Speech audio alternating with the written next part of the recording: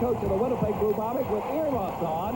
His players today are going to wear earplugs, and all because of a guy named Crazy George and these crazy fans.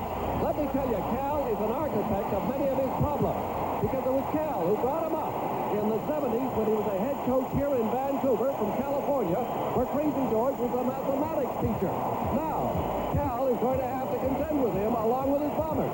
We'll look at both clubs further in just a moment. Teams during the regular season are ready to square off here this afternoon at BC Place. Hello again, everybody. I'm Dale Isaac, and welcome to what should be a tremendous showdown in the Western Final. The two clubs are evenly matched. As a matter of fact, maybe the only slight edge that could go to one team other than home field advantage for the Lions, possibly special teams, and that was a big part of the game 2 weeks ago in the showdown for first place. I'd like to call in my colleagues, Frank Rigney and Jack Goda, to talk about the matchup this afternoon. Frank? Dale, I'll tell you what, both of us are very excited with this atmosphere at BC Place. I almost feel like getting down there and trying to play myself, except that I know I'd have to face one of the best defensive units that's ever happened in the Canadian Football League. And the top seven, the front seven of the BC Lions absolutely shut out the Winnipeg Blue Bombers 2 weeks ago. Jocko, I don't think they're going to be able to do that as completely today. Winnipeg just has too many offensive weapons. Well, I don't think we keep hearing about Willard Reeves and the running abilities he has, but Tommy Clements has two great wide receivers in James Murphy and Jeff Boyd. Those guys have combined for over 2,000 yards in pass receptions and 23 touchdowns. So that's a heck of an impact on anybody's defense there. Well, you know, BC's defense has gotten an awful lot of publicity, but the Winnipeg Blue Bombers defense is only very marginally behind them statistically. They got a great defensive unit themselves. No doubt about that. You hear about the blitzing quartet of linebackers the Bombers have, but young Scott Flagel has fit into the secondary. He's got great abilities as a free safety type of guy, and also clever receivers coming out there. Enables the Bombers to do a lot of things defensively, and they do, and they'll put a lot of pressure on a young quarterback. Well, I'm sure he'll be involved in double coverage on the great one, Mervyn Swervin Fernandez, number 24, and he definitely is a big threat in this football game. Caught 7 passes in that final game against the BC Lions 2 weeks ago. Let's now go down to field level and our national anthem.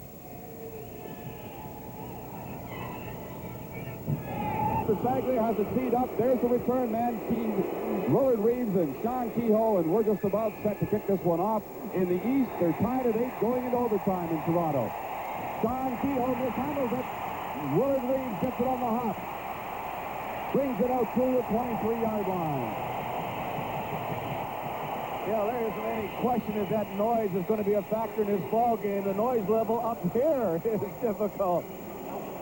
Tom Clements, the all-star quarterback in the West, leads that Winnipeg offense onto the field, followed by the leading rusher Willard Reeves, and along with Sean Kehoe in the receiving corps. Joe Poplawski, of course, the inside receiver, who is the finalist in the Outstanding Canadian Kenley balloting. First down, Bombers. The ball at their own 23.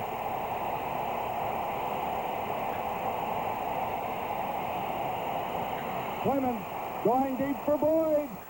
Melbird is there to knock it away. He had to hold up for it. Clemens didn't get far enough downfield with the pass. It'll be 2nd and 10. They want to threaten those guys deep early on. I think it's important to note that you notice when they're coming out of their huddle with the Bombers, that is, they're both inside receivers and those running backs are staying real close to Tommy Clements. They get the play. Then the inside receivers, slot backs, will relay the pattern to the wide receivers. And that way they can avoid some of the noise and the confusion. Tom Clements led the West in passing yardage this year, 3,845 yards. And passing percentage. Right, he needs 10 yards now to keep a drive going here. He completes it up to the 30-yard line, short of the first down, making the catch Joe Poplawski. Knocked down immediately by Larry Crawford. It'll be 3rd down and at least 1. They give him a good spot on the play, close to the 32-yard line, as you look at the Bomber offensive line. Anchored, of course, by John Bach, the Shenley nomination for the outstanding offensive lineman in the West, against a great front 4 or 5 of the BC Lions. Chris Walby doesn't deserve to be there, but Nick Hebler, Parker Klassen, and more certainly do. And before we get the BC Lions onto the field offensively, I want to tell you, I was out to 2 or 3 practices, Dale, during the course of the week, and I was watching Merv Fernandez do a lot more than catch footballs. He's got a great arm. He was a former quarterback. I wouldn't be surprised if we see that sometime during the game. All right, right now it's Bob Cameron to punt the ball away. Bombers unable to pick up a first down. Short kick. Darnell Class, 45-yard line. Penalty marker down. Class had a big return 2 weeks ago, set up the first touchdown of the ball game, gets this one back 12 yards to midfield to the Bomber 54. That penalty's going to be against the BC Lions, I believe. Looks like it was blocking below the waist on that. Fans here at BC Place thought there should be a no yards call, but the call is going against the hometown BC Lions. Lauren Woods marks it off. We'll get the call from the head official here this afternoon. Illegal block. BC 33. First down. Ryan Potter, backup running back and a big player on that special teams unit. Tim Cowan, the second-year pro. Donnie Taylor, John Henry White starting in the backfield. And there's the receiving corps. Mervyn Fernandez, number 24, put off wide to the right. And the little hit pass for Mervyn, looking for Donnie Taylor. Knocked away by Donovan Rose. I didn't think we'd see it that quick, but Merv proved he can throw that football. I'm a little surprised that Donnie Taylor being his intended target. The little guy snuck out of that offensive backfield and was downfield about 35 yards. And that's why it was a well-conceived play, because a guy like Donnie Taylor, you figure he is going to be the sixth receiver of the six that's going to go out in the pattern, in the main pattern, and catch a pass. All right, second down for the BC Lions. You look at Donovan Rose, the four-year pro out of Hampton Institute. The offensive line for the BC Lions, Al Wilson, the veteran center. They're missing Brian Illiburn's name. He's the other tackle alongside John Blaine. Mervyn Fernandez makes the catch, first down. Oh, he's ball out knocked out of his hand. He had it momentarily. It was knocked away by David Shaw, 36. Great timing by the veteran corner of the Winnipeg Blue Bombers as he got that hand in there just after the ball got to Fernandez. I'm impressed with the ranginess of the BC receiving corps. I like Mervyn Fernandez, of course. He's about 6'2" or 6'3". Ronnie Robinson's another 6'3" guy. Ned Armour about 6'1". And the same thing with Pancrat's about 6'1". Those are good rangy receivers. They can beat some of those smaller defensive backs to the football. Lou Pasaglia did a job 2 weeks ago in that showdown for first place with his punting, and he hangs up a beauty. Kevin Nealis on the return from the 25-yard line. Wrapped up early by Ryan Potter, number 33. And the Bombers will have the ball back at their own 25. 51-yard punt, no return. We're scoreless here at BC Place. And we're Winnipeg punt return. Dennis David, of course, is a backup here this afternoon along the offensive line. In the game 2 weeks ago, he started ahead of Gerald Roper, but now he's returned to a backup role as Roper is now back in as the starting left guard. You see the stats on Jabin as he heads to the bench. The Bombers have the football for the second time. He is first down from their own 29-yard line.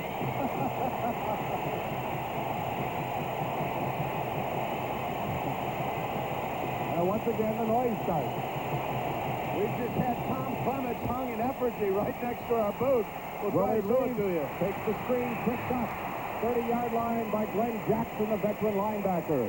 Reeves will pick up close to 3 yards. Willard Reeves only carried the ball 12 times in that game, Jocko, 2 weeks ago. I think everybody was surprised with that. I think they, because of the way they blitz, the way they come on, they really shut down those running lanes. I think that they got to establish the passing game a little bit. Then you'll see that running lanes open up for Willard Reeves. But that's going to take some doing. All right, it's second down and about 7 for the Bombers at their own 31. Good protection for Clements. Rick House has it, steps out of bounds at the 40. He's got a first down. Nell Bird covering on the play. And Rick House picks up the first down for Winnipeg.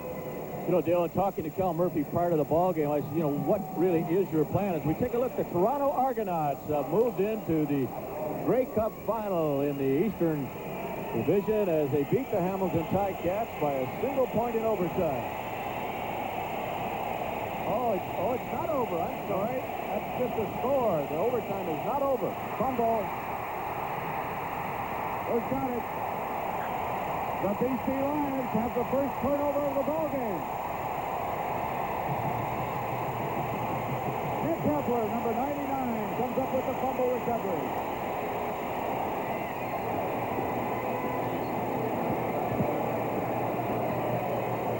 A couple of injured BC Lions on the play as 2 or 3 of them had a shot at that loose football. Here it is again. It looked like the pitch from Tom Clements was right to Willard Reeves. He just let the ball hit his shoulder pad. Parker had a good shot at recovering, but it was Nick Hebler who finally got that football for the BC Lions, and they take over inside the 35-yard line of the Winnipeg Blue Bombers. It looked like he's a receiver coming out of the backfield, and when he's catching that pitch out, he didn't really concentrate on the ball. He's kind of looking where he was going to run. Kevin Konar is back on his feet. The defense heads off the field. The BC Lions will try to take advantage now of the first turnover of this ball game. You see David, number 67, he was injured earlier. Tell me, gentlemen, are you surprised that Winnipeg has not taken any timeouts with this crowd noise? Instead, their plan seems to be just let's go ahead and try to ignore it? No, because if you take a timeout, the next time they come up on the ball, the noise isn't going to be that greater. No, I think that they're good coming out on quick counts and do what you have in mind from your huddle. Same philosophy they had 2 weeks ago. Tim Cowan down the middle. It's picked off by Frank Robinson. Robinson gives it off to Donovan Rose. It looked like a forward lateral. Yeah, that lateral was forward. They're going to have to go back to the 22-yard line, but I'm sure that interception will stand. First turnover of this ball game. Second. First interception, sure. You're right. Hebler just got a fumble recovery. That's his long memory. Good pressure by Brown there. Brown coming up the middle there, number 52. Robinson steps in there and picks it off. Trying to make a little point. You've been watching these teams work out the last couple of days also, and it looked like BC wanted to throw the ball down the middle because of the heavy blitzing that they do with their inside backers last week, the Bombers. And also that Slago would go deep and double up sometimes, and they try to throw the ball in the middle, and there's somebody back there, and they just picked it off. Illegal pass. Winnipeg. First and 10. Frank Robinson with the interception, but he handed it off forward to Donovan Rose, so the ball goes back to the 24-yard line. Bombers with the football back. First down. Here comes your noise. Now he's going to walk away. Tom Clements, that's the first time he has done that. Now the crowd's really going to get on him. Yeah, I talked to Murph, as I said before the ball game. I started to make this statement, and Cal said the first thing we're going to do is try to go on the quick counts, as Jocko was talking about. But he says if it gets really bad, I'm going to have him walk away from that football. Now wait till they come back out again. There he goes. He can do this 3 times per play. He only does it once. As soon as the ball is snapped, the crowd quietens down. Incomplete pass intended for Joe Poplawski. All right, the Bombers have come up with an instrument to try and help themselves out. Looks like a filling for a tooth, doesn't it, Jocko? I think one thing that's interesting to note on that, because Cal Murphy showed me this prior to the ballgame, look where the ear protection is made. Right here in White Rock, BC. It is a very effective method, though, of drowning out some of this crowd noise. Second down and 10. Clements for Boyd. Broken up. Bombers looking for an interference call. Andre Jones was there defensively.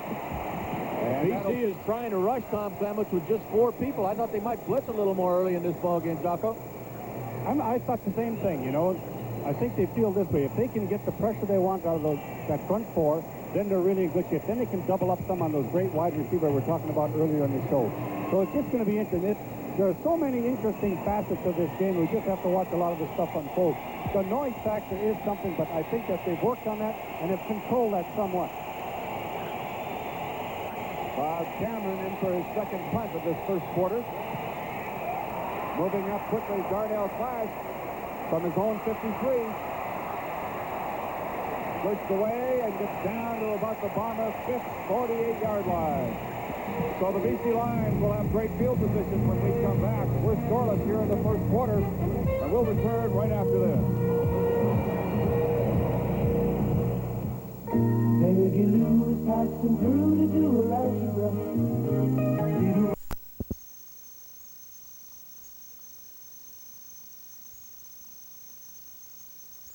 Anymore, Dennis? What happened? Oh, it was kind of bad, Al. I was running down on the punt coverage, and I was making a move to get contained. Nobody hit me. I just caught my toe on the turf.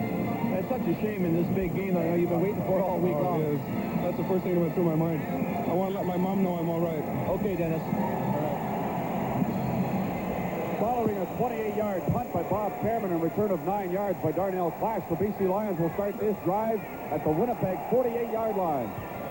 The give is to Donnie Taylor. He trips up as he gets to the line of scrimmage. Gets down to about the 46 for a pickup of close to 2 yards on the play. We were talking a little bit earlier about the differences in defenses that the Bombers can play because of the abilities of Scott Flagel. That time, they dropped their 2 inside defensive backs back in the zone coverage and brought Flagel up, like he was ready to support into the short passing zone or the running game. Now he can go back to the free safety in the five deep secondary guys and play that, or cover a man like he might be in this situation right here. And he is. Down at 8 for Merv. Fernandez steps out of bounds at the 38-yard line, right at that first down marker. David Shaw providing the coverage. It's going to be short by a few inches, but an excellent throw by Tim Cowan on just a quick little breakout. You've got to give Merv some room. You bet you. Merv, I guess, was a little bit late getting to the ballpark. Him and 2 or 3 others got caught in the traffic jam out here, and they just arrived about a half hour before game time. When you were the head coach, you'd be a little concerned about that. I tell you what, my heart would pick up a lot of beats in a hurry. I'll tell you that. My 8 was there a little late. 59,421 at least here this afternoon. They may have jammed a few more in, and I tell you, with the hotel right across the street, there were people out on the street here at 10 o'clock this morning. Really had a great cup atmosphere.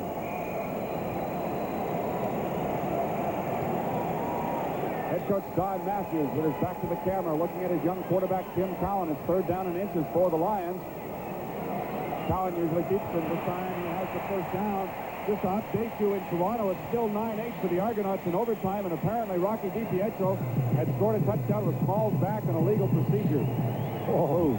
And the Hamilton Tiger Cats don't come by touchdowns easily these days. No, they haven't had one in quarters and quarters of ball game. Apparently a minute and 39 seconds left to play in that Eastern contest.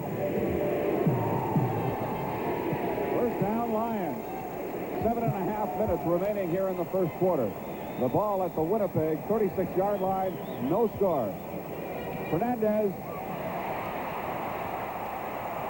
And Donovan Rose set off the block and got a piece of Fernandez, and that was enough to slow him up, and help came from the rest of the defense with Ken Haley and Frank Robinson. Still another quick update from the East. Hamilton has now put it in the end zone on a pass from Dieter Brock to Ron Johnson and have gone ahead in that football game.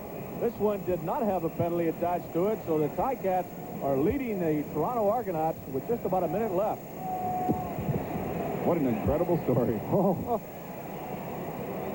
Second down for the Lions, but 11 yards to go. Fernandez lost one. Cowan was hit from behind just as he released the football, and it didn't get anywhere close to the receiver, so that'll bring up 3rd down. Watch the pressure come from the top of the screen. Well, I'll tell you, it comes from all over, Dale, because they bring all of their linebackers on this one. We started up right now. You'll see them all coming in there. Number 52, Aaron Brown, was picked up by Glenn Leonhardt up the middle there, but somebody had to break loose. Frank Robinson from the back. It almost looked like Donnie Taylor was playing off one man and trying to hit the outside guy, and he bumped into his quarterbacks. Now Lou Pasaglia, who led the CFL with 35 field goals this year, will be trying from 44 yards out. Pankratz doing the holding. Flags are down. The kick is good. Well, we'll see whether or not the Winnipeg Blue Bombers were drawn offside. You would think so. It looks like Rick Klassen is signaling offside Winnipeg. That's right. And I would think that they're going to decline the penalty. We'll see what the Lions do. Decline the penalty, take the 3 points now. That's right. Johnny Matthews. It'd still be 3rd and 6 yards to go. Johnny Matthews already flashed that in. Just decline and take the 3. He did, but the referee has marked out the 5 yards. That's a little strange. That kicked up good time.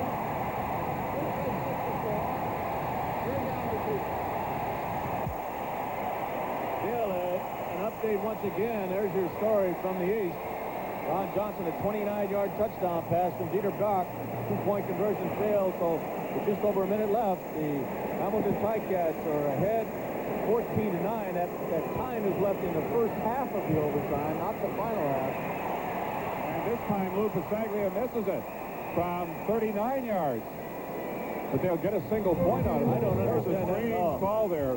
Ron Johnson with 29-yard touchdown pass. 2-point conversion failed. It's 14-9 Hamilton in the first overtime half at CNA Stadium. Now it's 1-0 for the Lions here. Jocko, what happened? Why did they re-kick that football? The very fact that the whistle had blown before the kick, and as a result of this, the play was dead. They had to take the 5-yard penalty and kick it again. And the first and second time he kicked it, he missed it and went for a single. It's 1-0 BC. Bombers with the ball at their own 35.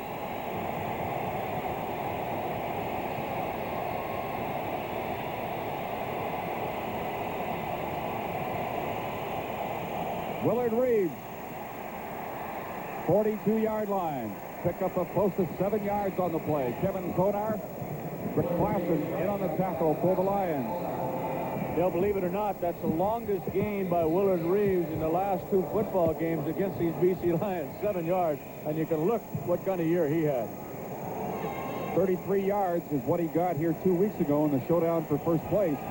By the way, Dale, Willard is one player not wearing the earplugs. The rest of the offense pretty well is wearing them now. Second down and 3. Tom Clements looking for Rick House. He's got him, and Andre Jones wraps him up quickly. But he has the first down out near the 49-yard line. Good coverage by Andre Jones. Tom Clements moves the yardsticks. That tells me something about Winnipeg's offensive philosophy. When they got second and 2 with a great running back like that, he'll still come out and throw that little quick turnout pattern to the inside receivers. Vinny has great faith in those guys. There are really great possession receivers, Poplowski and House. The deep threats again are Murphy and Boyd on the outside. Penalty marker down on 1st and 10. Tom Clements with that great scrambling ability of his. He's going to just carry it out of bounds himself, chased by Rick Klassen right at the Bomber bench at the 52-yard line. A gain of 3. Penalty marker thrown right at the line of scrimmage.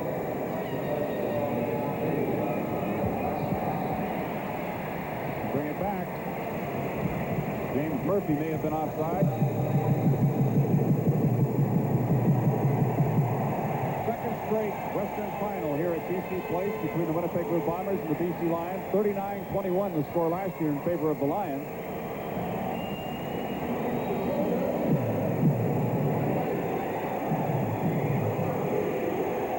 You can come up with all kinds of statistics on these two teams. The one I found most interesting is that the Winnipeg Blue Bombers have not won a road game since August 17th. That was rather amazing. That's a long time ago. Well, they played under 500 football on the road during the course of the year, but they won them all at home.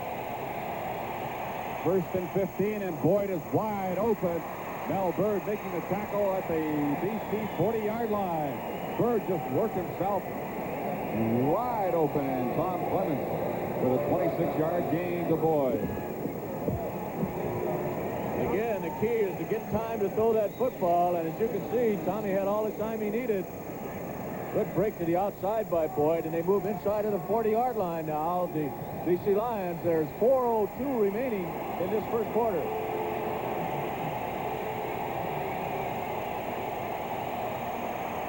And in the middle, Rick House. Andre Jones again there to make the tackle, and he's very close to a first down. I think he's got it at the 28-yard line.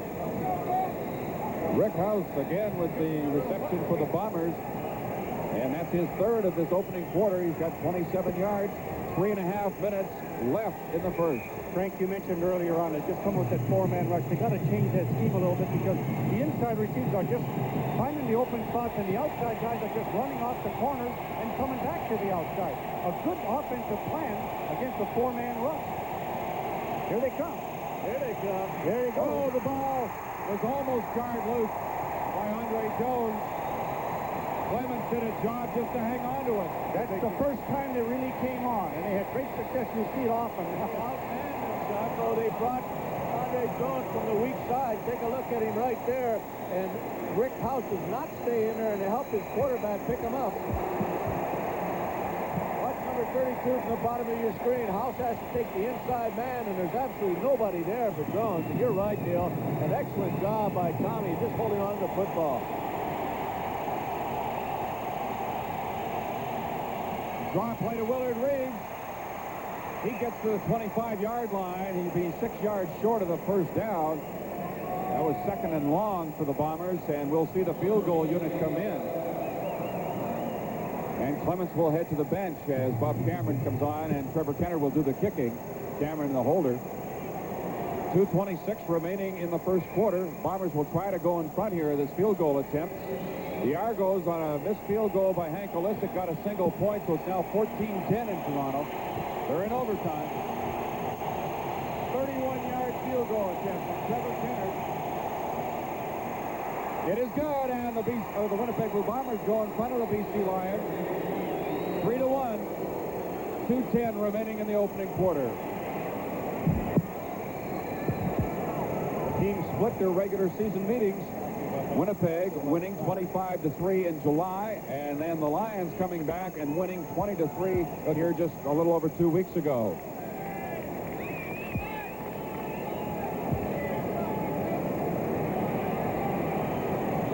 Well, that gets the crowd a little quieter when the visiting team scores, does it not? They really made a good offensive drive there. They did a couple of different things, and on the last call, I thought it was a pretty good call. You knew that it was a throwing situation. It was like second and about 22 or 23 yards, and he comes up and he runs a draw play, and a guy like Willard Reed busts that line of scrimmage and almost picked up a first down there. Good field goal position, and 3 points are important on a day like today. Well, again, an update from that Eastern ball game. As Dale told you, Hank Alisic with a 35-yard field goal. We understand he misses it. It goes for single points. So the Argonauts trail the Hamilton Ticats by 4 points at halftime of the overtime. Here's the kickoff following Kennard's field goal. And on the return from the 20-yard line is Keevan Jenkins, and he's hauled down right at the 31 by Tyrone Jones. An 11-yard return. Jenkins was activated for this game, replacing the linebacker Dave McNeil. And once again, Frank, we've talked about this before. As you look at Cal Murphy, that the Lions are going with 2 imports short in their starting lineup. It's really a luxury that very few people can afford. But actually, Dale, they've got 3 import corners. We're all going to see a lot of action here today. First down as you look at Tim Cowan, the young quarterback who has not lost a game since taking over the starting duties. Here's that little hitch pass to Ned Armour. Cut from behind by Delbert Fowler. Near the 41-yard line and close to a first down. I'd like to make a little point here that Ned Armour, in my personal opinion, is the most improved receiver in the CFL this year. There's a guy that has great speed, great athletic ability. He's worked really hard. He makes the shorter catches. There was no doubt that he has the great speed, maybe the fastest guy in the league, to get deep and make the catch. But he has to catch those possession-type receptions and then make the run after making that catch. He's shown that right now. First down, Ned Armour. The BC Lions at their own 41. They trail 3-1. 1:46 remaining in the opening quarter.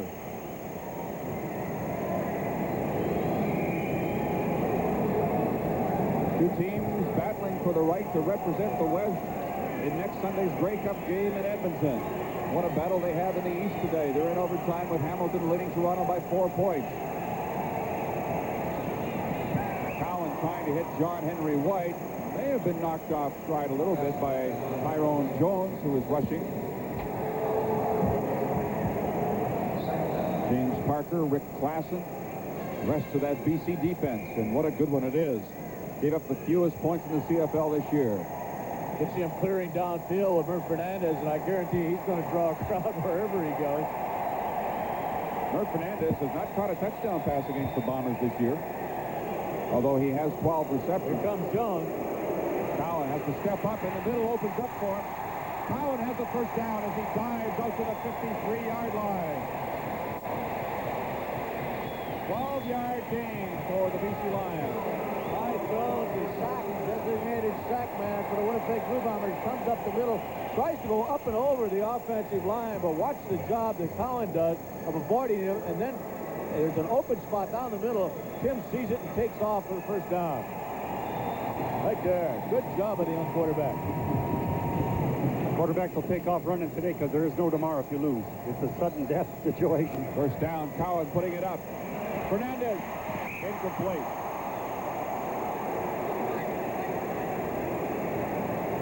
The great one, Mervyn Fernandez of the BC Lions. 6'3", 200 pounds, and is graceful. Looked like Merv was trying to wait right until the last moment to not show the defensive back when the ball was getting there. That was Wiley Turner over there with it, number 28. Only 28 seconds remain now in this first quarter. Second down and 10 Lions. Ball at their own 53. Cowan completed 3 so far today. Try to make it 4 in this play. Ron Robinson can't hang on. 50-yard line. And that'll bring on the punting unit led by Louis Pasaglia.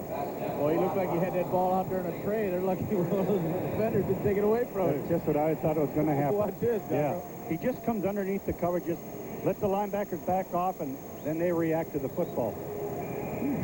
Had he caught the ball right there, he wouldn't have had enough yardage for the first down anyway. He would have ended up as 5'10" and 6 instead of 6'4", because he was really lined up to get decapitated. Aaron Brown, number 52, is right there. Nealis and Kehoe are the return men back at their own 10-yard line. Pasaglia blocked by Scott Flegel.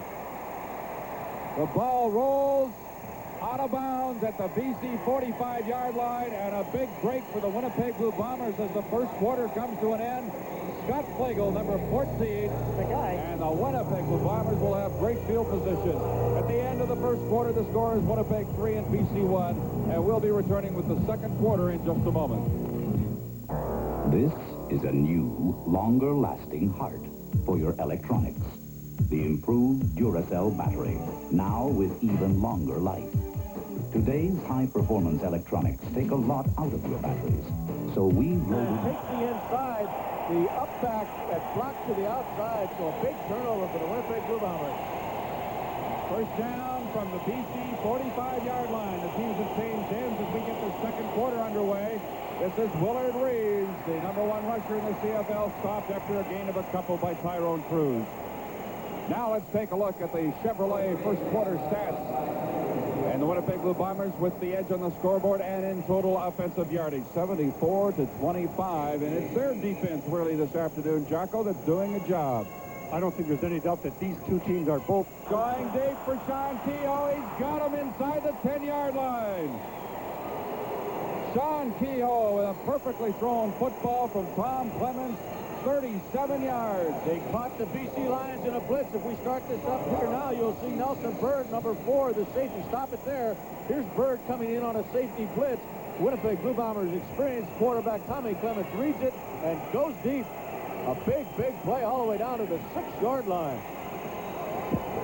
Dale, you made a good comment there. He really put some air under that football, and that ball looked like it had radar on it and just dropped in. A good catch and outstanding throw. Okay, the Bombers have to battle the noise again now. First and goal from the 6. Deep drop from Clements. Incomplete. Rick House got his hands on it as Tommy had to unload. 2 or 3 offensive receivers all in the same spot, though, Jocko. They obviously were pushed around or running the wrong pattern, miscommunication. You see Konar coming up the middle with a little pressure. I thought Jeff Boyd was coming all the way from the outside, like running a post, and he ran it too flat. He didn't use the depth of the end zone. As a result of that, those two guys looked like they almost had a collision course. Very important play here. Second down, goal to go. We're going to look like Clements was going to back out of there for a moment, but then that wouldn't do him any good. It's second and goal from the 6. Good protection. Looking deep. Murphy, touchdown, Winnipeg. The same great pattern he runs so well. And he runs that post pattern, and they use the full depth of the end zone, which is 5 yards short, by the way, in this stadium, eh? But he used the full depth of the end zone up here with a great offensive football play. A good drive. 2 super throws by Tom Clements in that drive. The first to Kehoe to put him down to the 6-yard line. Jocko, you're absolutely right. There's the difference in the Canadian Football League as far as trying to score from close in. You got a lot of room. Use it. And if we talked at the top of the show about the impact that those 2 wide receivers have on Winnipeg's total offensive thing. In other words, when Clements is using those guys, then they're really tough. So the Winnipeg Blue Bombers increase their lead over the BC Lions. 10-1 the score. We'll be right back. The Advanced Raceball Sale, the final audio-video sale of the year with no payment, no interest till February. The big difference from 2 weeks ago is the lack of pressure on Tom Clements, and he's taking advantage of it. Let's go downstairs now to Bill Stevenson. And the man who scored the big touchdown, James Murphy. James, what was the play? What was the call on it? It was an 84 block where I'm motioning out inside, and go against the halfback. However, it was just a broken play, and I just found the open area, and Tommy put it in there. Well, now, you're not wearing earplugs. Is the crowd bothering you? Not really. Basically, I don't think the wide receivers need him. So I'm okay. Thank you, Bill. Thank you, James. That was Keevan Jenkins with some good effort on the return for the BC Lions. Vernon Paul, number 74, making the tackle. That's the situation right now with 13:09 left second quarter. Bombers in front by 9 points. You'll recall last year in the Western Final, they jumped into a 14-3 first quarter lead over the BC Lions. BC, of course, came back to win that one, 39-21. Right now, it's young Tim Cowan at the controls from the 26-yard line, 1st and 10, BC. The give is to Donnie Taylor. Out near the 29-yard line, Delbert Fowler, number 72, is in on the tackle. Pick up 3 yards for the Lions. Donnie Taylor starting again this afternoon after 2 fine efforts in the late stages of the regular season. First in Calgary and then that showdown 2 weeks ago against the Bombers. 2nd down and 7.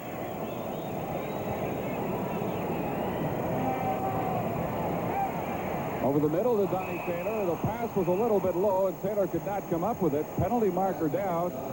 Looks like it'll be waved off. Initial indication holding against the Lions. They were trying to grab Tyrone Jones. He just made a great from the outside on the right. He made it just a good blitz situation. Let's take a look at it, Jocko. Ty Jones, of course, number 35, and he's had just a fantastic year. 22.5 sacks for the Winnipeg Blue Bombers. Holding. Sometimes you have to grab a guy like this.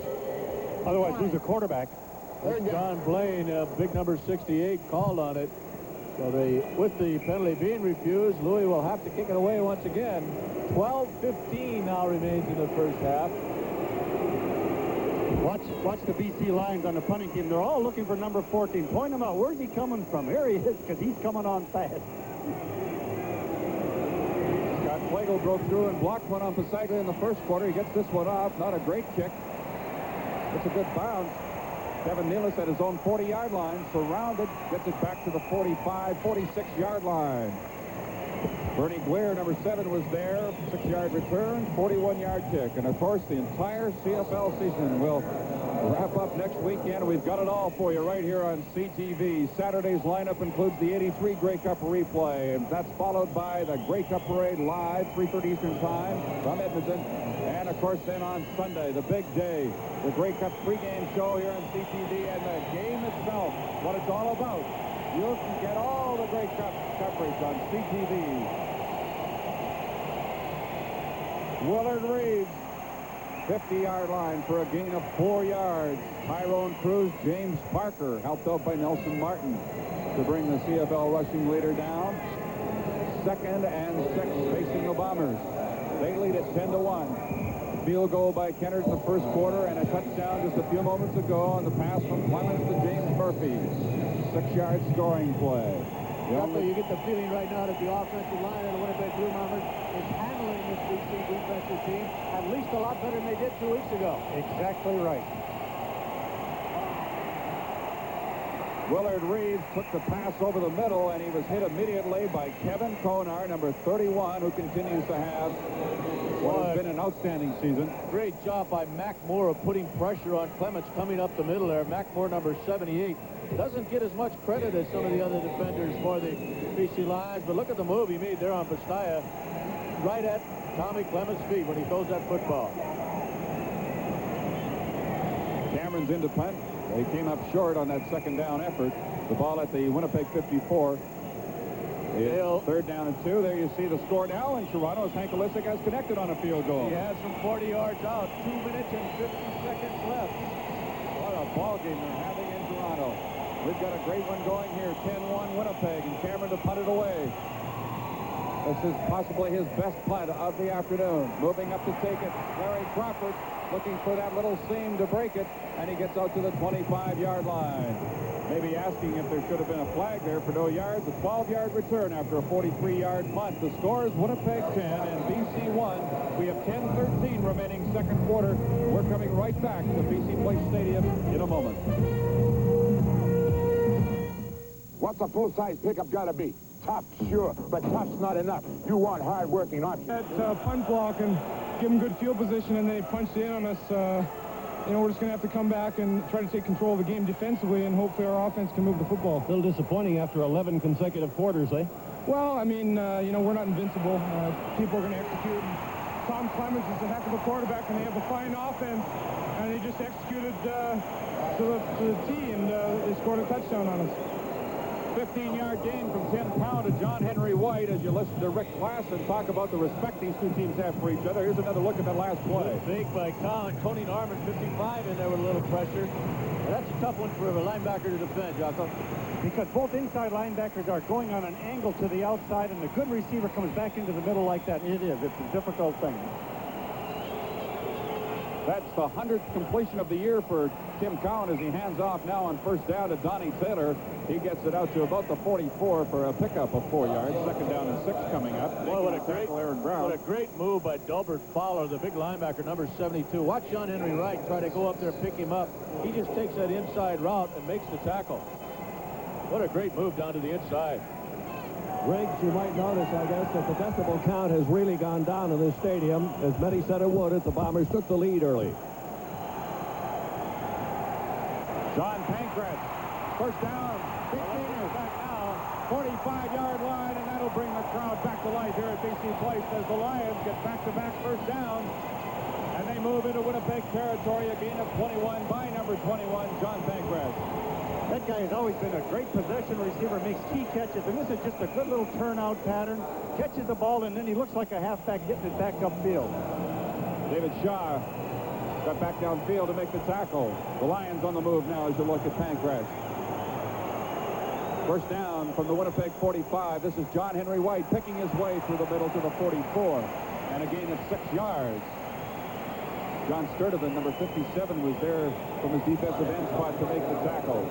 Bill, you know, the circumstance hasn't come up yet, but Don Matthews told me that if they get into a short yardage situation and bring some of those big guys in their short yardage offense, they're going to try and throw off that formation. We'll look for it if the down and yardage situation is appropriate. Blitz on Cowan, putting it up for Fernandez. Out of bounds. Donovan Rose was right with them, and Cowan just got rid of that ball in 5. I guarantee you that Tim Cowan is going to be looking for number 35. Watch him. Ty Jones, and he absolutely blasts the young quarterback just as he lets go of that football. You see what they had done in that situation? They moved Frank Robinson to the outside, and then they brought Big Ty Jones as an inside linebacker, and they blitzed him on the inside to get some more pressure right up in the quarterback's face, and that's exactly where he was. But he made a good throw to get rid of the football and almost made a completion downfield. Well, this league has an abundance of great outside linebackers, don't they? Oh, boy. There's a bunch of them on the field today. Great linebacking. 47-yard field goal attempt is good by Lou Pasaglia. That cuts into the Winnipeg Blue Bomber lead, and with 7:21 remaining until halftime, it's Winnipeg 10, BC 4. We'll be back in just a moment.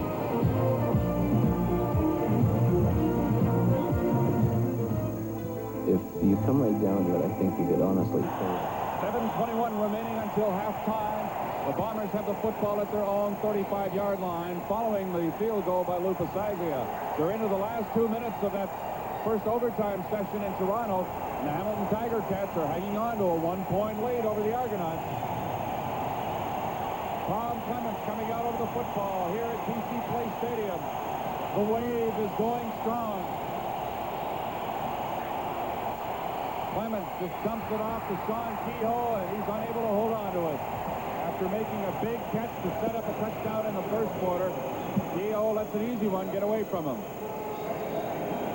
In a situation like that, all Tommy was really looking for, he's looking for somebody downfield, doesn't have him. He just wants to dump the ball off there and maybe pick up a couple. Not the case. Kehoe is replaced by Pat Kentner in the Winnipeg backfield.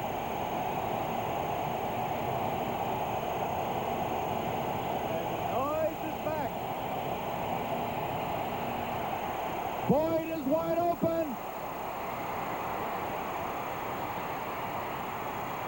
caught at the 20-yard line. Jeff Boyd again got wide open against Mel Bird for a gain of 55 yards. And once again, they catch the Winnipeg Blue Bombers in a blitz. What an excellent job Mark Morris does right there, number 50.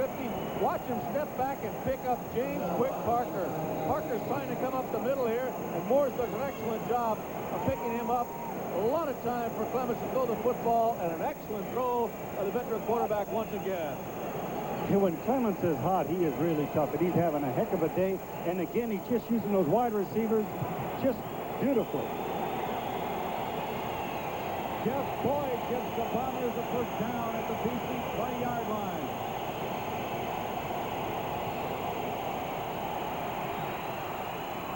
Don Kehoe being chased by Tyrone Cruz, and the big middle linebacker brings him down near the 17-yard line. Pickup of about 3 yards. Not only big, but quick. A lot of backs will be able to run away from a linebacker, but not many of them are going to run away from Cruz.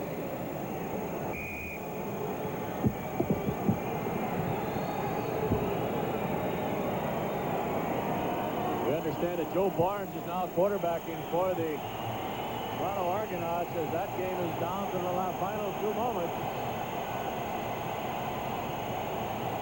Second down and 7. Clemens quickly to Rick House. Wrapped up immediately by Nelson Martin, but House has got the first down inside the 10-yard line. I wanted to say that time that offensive set was the same as when they scored the touchdown before. That James Murphy started as a wide receiver, came inside of the inside receiver and ran a post pattern, was open again, but he just didn't have the time to get the ball down. Looks like Bird slipped a little bit on the play. He went down just momentarily. It is a first down for the Winnipeg Blue Bombers at just about the 8-yard line now. 4:39 remains in this first half. They're into the last minute of overtime in Toronto, and Hamilton's got the ball and a 1-point lead. Right now it's first and goal for the Winnipeg Blue Bombers. Oh, picked off by Mel Bird. Jeff Boyd is incensed. He's claiming he was interfered with. Boyd down. Boyd went right down to the ground in the end zone. We got to see that again. I don't know if he interfered with him, but there certainly was contact, and you'll see him go right down in the end zone. Number 70, Boyd. And Bird makes the key interception. Apparently the Argo drive in the Eastern Division game died on their own 47-yard line. An incompletion on the third down. There's just 41 seconds left now, with Hamilton still holding a 1-point lead. It looks like the Hamilton Ticats will represent the East in Edmonton on CTV on the Grey Cup next Sunday. That would be Dieter Brock's first Grey Cup appearance. Here's Cowan going deep for Fernandez. Knocked away beautifully by Donovan Rose. Back to that play in the end zone just a moment ago on the great intercept there, but it looked like the receiver, Boyd, just ran down there, turned inside, and looked like there was no real great collision and no really pass interference, I don't think.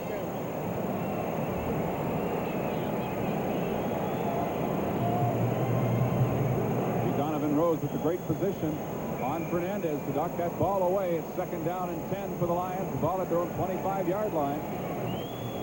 10-4 ball game in favor of the Winnipeg Blue Bombers.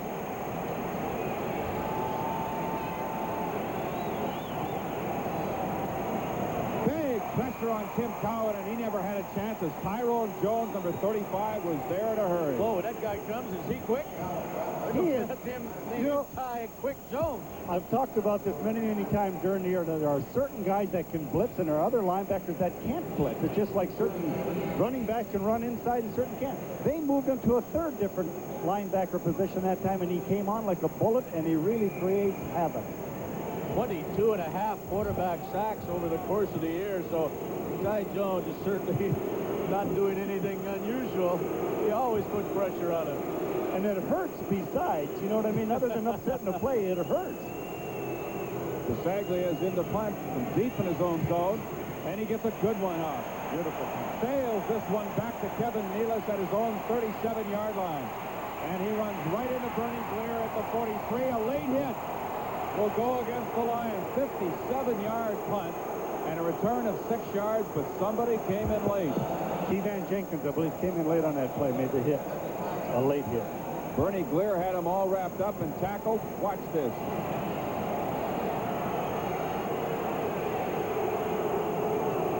Down, and then two players came in late. Jamie Buse and Kevan Jenkins. Roughing against the Lions, puts the ball in BC territory. There's a foul. Spin. Tie Cats have won. Hamilton goes to the Grey Cup. Unbelievable. I'll tell you what. I know Harold Ballard has to believe in prayer.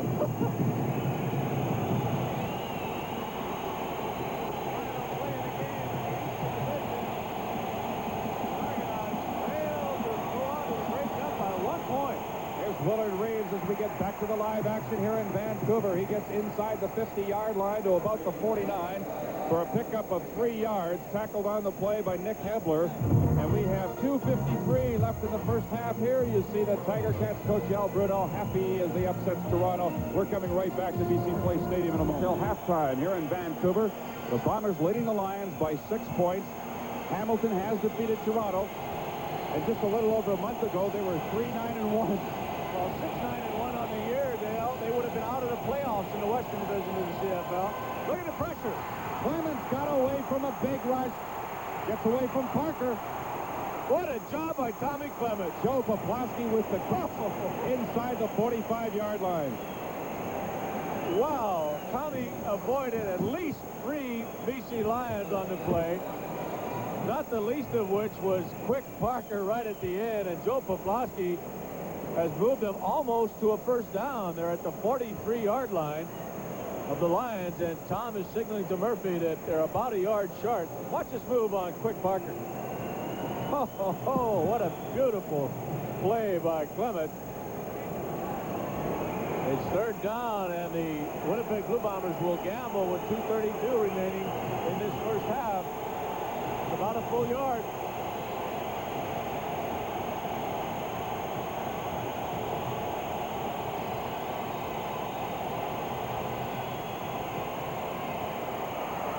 Willard Reeves is down to the 22-yard line with just power running after he popped it at the line of scrimmage. They hit it off tackle. That's what I like. Everybody is really coming down inside, and he just hits it off tackle. He really busted that. Great block by John Fonk on Mac Moore right in the middle of your screen there. And Willard just ran right over Nelson Martin downfield. 20-yard gain on 3rd and 1. You know, we were talking about before this ball game. I said the key I thought was the Winnipeg offensive line. If they can handle that front seven, as I said before, they're doing it so far. The draw play to Willard Reeves. He picks his way through the middle of that line. Rick Klassen, number 90, was there with help to bring Reeves down at about the 18-yard line for a pickup of 5. The Bombers are getting a balance to their offense that they need to have. That's something that, of course, that didn't happen near the last game. They got their passing going to get the running going. It's unlike American football. You got to open up those running lanes by getting the ball thrown, to get those defensive guys taking a little wider routes, trying to get to the quarterback, and then the running lanes open up. 2nd down and 5. The ball at the BC 18. Comes the blitz again. They pick it up into the end zone. Boyd, touchdown Winnipeg. There will be no noise in this stadium pretty quick, unless it's Winnipeg noise. Clements is uncanny. 18-yard score as Tom Clements this time hits Jeff Boyd. He hit James Murphy earlier in this quarter. He's thrown the deep ball so well that I've said this before, and it looks like it's got radar, and he just drops it in right inside, and the receiver made a good catch, good pattern, culminates in the touchdown. But if we see that again, Jocko, you'll see that he had time to set up, look out there. He had a comfortable position to throw from. There was nobody around him.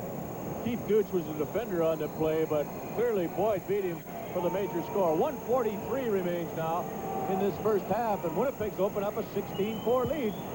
Now with the convert is now 17-4. And Tim Cowan, the young Lion quarterback, discusses strategy now with head coach Don Matthews. You see Roy DeWalt with his back to the camera there in the sweater. DeWalt, of course, going down with that broken collarbone in the Toronto game in the first part of October. Tim Cowan forced into a starting role, and in that role has not lost a ball game as a starter. But now they have to come from behind in this one. They're down by 13 points. The Bombers will kick off. Well, BC has the kind of offensive football club, Dale, that can come from behind, though. They can explode from anywhere on the field. Again, I mentioned the fact that they were down 14-3 to the Bombers in last year's Western Final. Trevor Kennard with the kickoff. Again, from the 5-yard line, Kevan Jenkins. Jenkins gets it up to the 28-yard line, and some heavy hitting going on down there. You see it, you hear it popping all the way up here. Jones was in on the tackle along with Aaron Brown.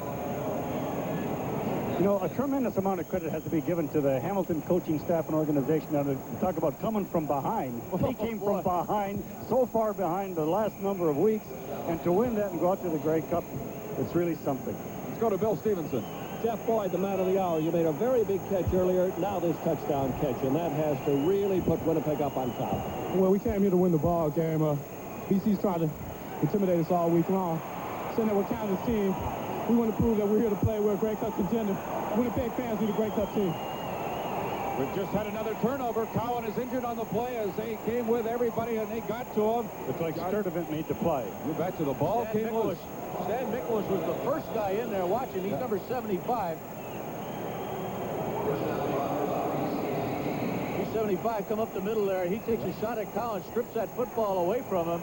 And then the Winnipeg Blue Bombers have about 4 more guys in there immediately. This ball game could get out of hand for the BC Lions. At this point, Winnipeg has 247 yards total offense to BC's 66.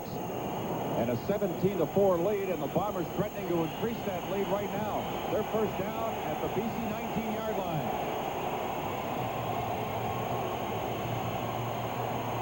Pressure from Hebler. Intercepted. Kevin Konar.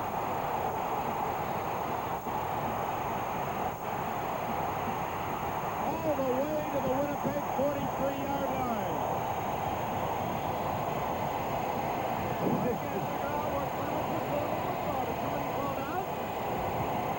Nobody did. It's 2 big interceptions there that have truly kept BC Lions in the ball game. Their defense has come up with a couple big turnovers. Mel Bird had an interception in the end zone, and now this is an even bigger one from Kevin Konar with just over a minute left until halftime.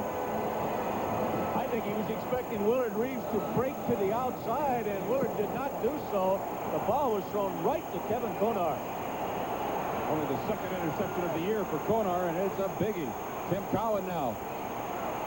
Across the middle to John Pankratz, driven down by Aaron Brown immediately. They'll spot it close to the Winnipeg 40-yard line for a gain of only 4 yards on the play. 1:08 remaining until halftime. Konar getting a whiff of oxygen now. He's taken down heavily by center John Bonk after a 52-yard interception return. What they did on that pattern, he rolled to his left a little bit and came back and threw the ball to his right. He had 3 receivers at different levels there. He had a guy going deep, a guy going 15 yards, and a guy for a 4-yard gain. It's a big play here. Second down and 6 it is from the 40. A little bit of a play action, not much. Roll out by Cowan, looking for Ned Armour. Cannot get to it at 25. Close coverage there from David Shaw. Again, Cowan a little slow in getting up. A couple of plays ago when he fumbled that football, he took a heck of a shot. Now he's turning and saying something to Tony Norman, number 55, the defensive end of the Bombers. Collins had a bad arm, Dale, a bad bruise on his arm that had swollen up quite a bit. You see Tony Norman decking the young BC quarterback after the ball was thrown. Had huge bandages. Not hurt Cowan in terms of a throwing motion, but he could break that injury back open. It had to have stitches to close it on a couple of occasions. 47-yard field goal attempt by Lou Pasaglia. Flags are down. The whistle again went before the kick was made. So there's no official call on whether or not the kick is good. It'll go against the Bombers. Offside. Now it's 3rd down and less than a yard to go. And Collins will sneak the ball. He's done it all year long. Even when Roy DeWalt was the starting quarterback, Collins would come in on the third and short or second and short to sneak the ball. We'll see what distance he's got to go. Well, that could be a very, very expensive penalty for the Winnipeg Blue Bombers. I think you're right. I think offensive team. Okay. Short yardage offensive unit comes back in. It'll be third down and less than a yard to go from the Winnipeg 35. We have 38 seconds remaining in the second quarter.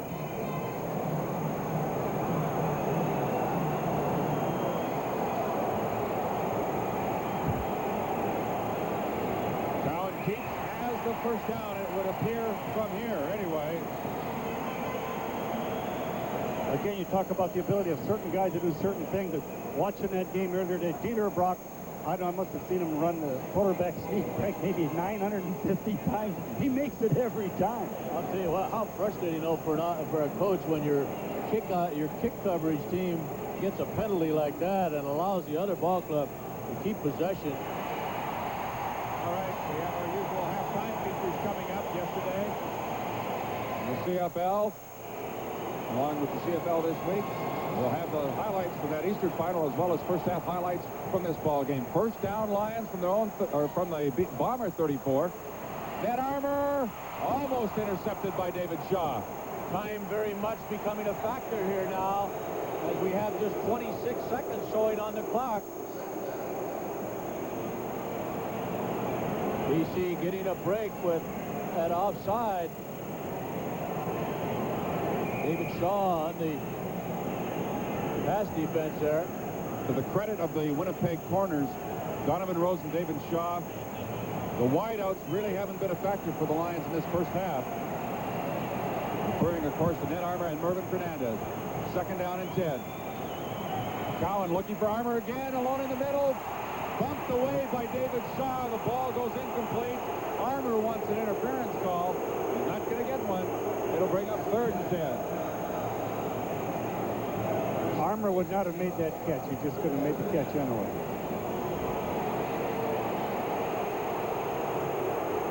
I think Shaw was just right with him. Good defense on the play. I don't think there was any interference. Third down, and Louis right back in. Ball game, hoping to narrow that lead to 10 points now. Bomber bench signaling to Scott Flagel in the end zone if the field goal is no good to run around and waste some time. 21 seconds left, 41-yard field goal attempt. Is good. It's now a 17-7 ball game. Winnipeg leading BC, 16 seconds remaining in the first half.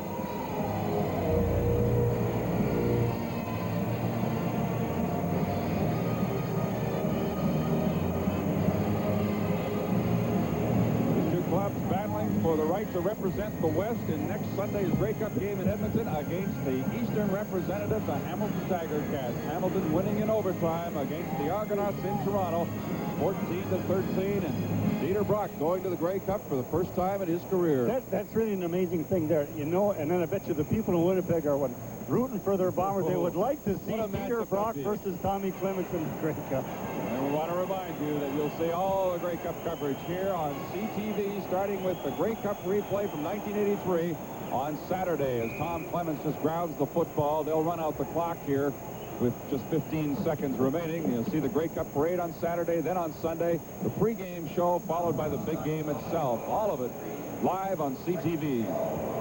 You know, talking about the Grey Cup, nobody puts on better football deals than the Edmonton Eskimos or the city of Edmonton when it comes to great events like that. So they'll just have a tremendous show. I'm looking forward to going up there next week. And Clements will ground it one more time to bring this first half to a close. The Bombers will head to the locker room with a 10-point lead over the BC Lions. It's Winnipeg 17, the Lions 7. In a moment yesterday in the CFL with Royal Copeland.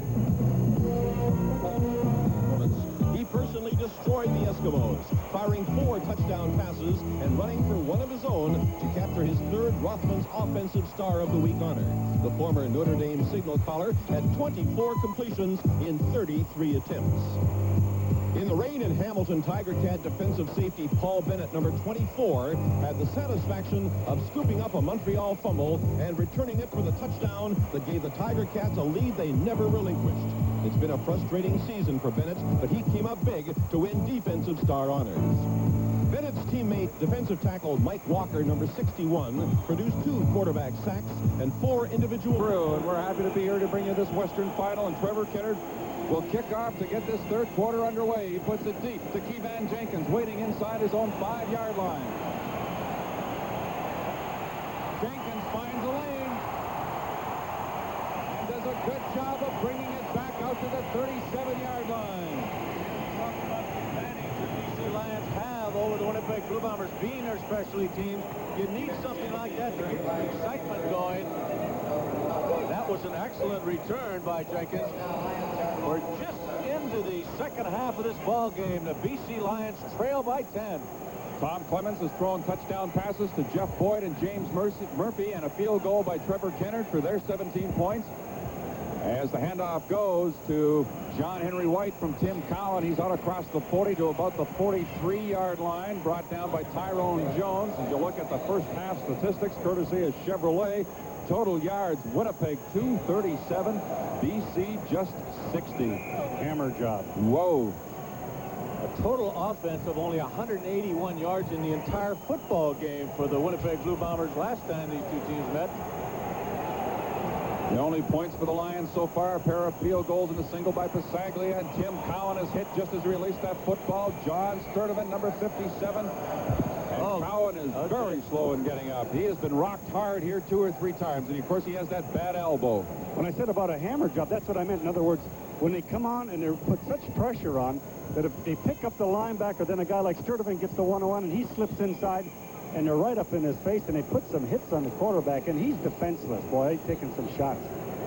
Cowan heads to the bench as Lou Pasaglia is back in for punting duties. We saw just briefly there the starting quarterback at the beginning part of the year, Roy DeWalt for the BC Lions. Mike Williams is their backup. Very, very little experience at that quarterbacking position for the BC Lions. Kehoe backs up inside his 20 for the return to the 25-yard line as the Lions coverage team led by Ron Robinson, number 16, and Kevin Konar, number 31, downfield quickly. 48-yard punt and a return of 6 yards. Tom Clements has thrown 2 touchdown passes, been intercepted twice so far in this ball game. Reeves with 53 yards rushing. Clements has passed for 201 yards. Boy, he's got almost 100 yards himself, including that touchdown. Willard Reeves tripped over an injured Rick Klassen right at the line of scrimmage. Then he's pushed back on top of Klassen. I'm not sure just exactly what happened to the BC defensive tackle. Klassen very slow in getting up. He seemed to get rocked right as the ball was snapped.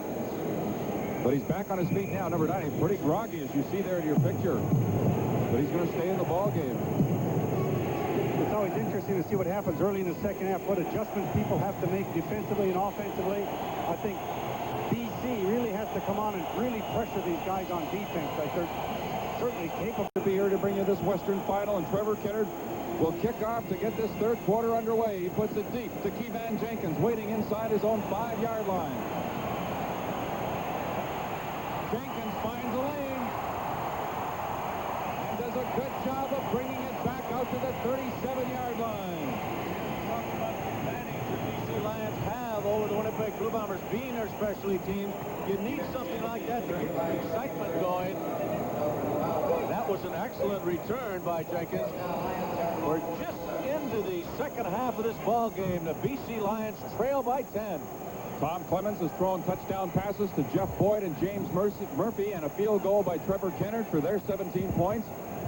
As the handoff goes to John Henry White from Tim Cowan. He's out across the 40 to about the 43-yard line, brought down by Tyrone Jones. As you look at the first half statistics, courtesy of Chevrolet, total yards, Winnipeg 237, BC just 60. Hammer job. Whoa. A total offense of only 181 yards in the entire football game for the Winnipeg Blue Bombers last time these two teams met. The only points for the Lions so far, a pair of field goals and a single by Pasaglia, and Tim Cowan is hit just as he released that football. John Sturdivant, number 57. And Cowan is very slow in getting up. He has been rocked hard here 2 or 3 times, and of course he has that bad elbow.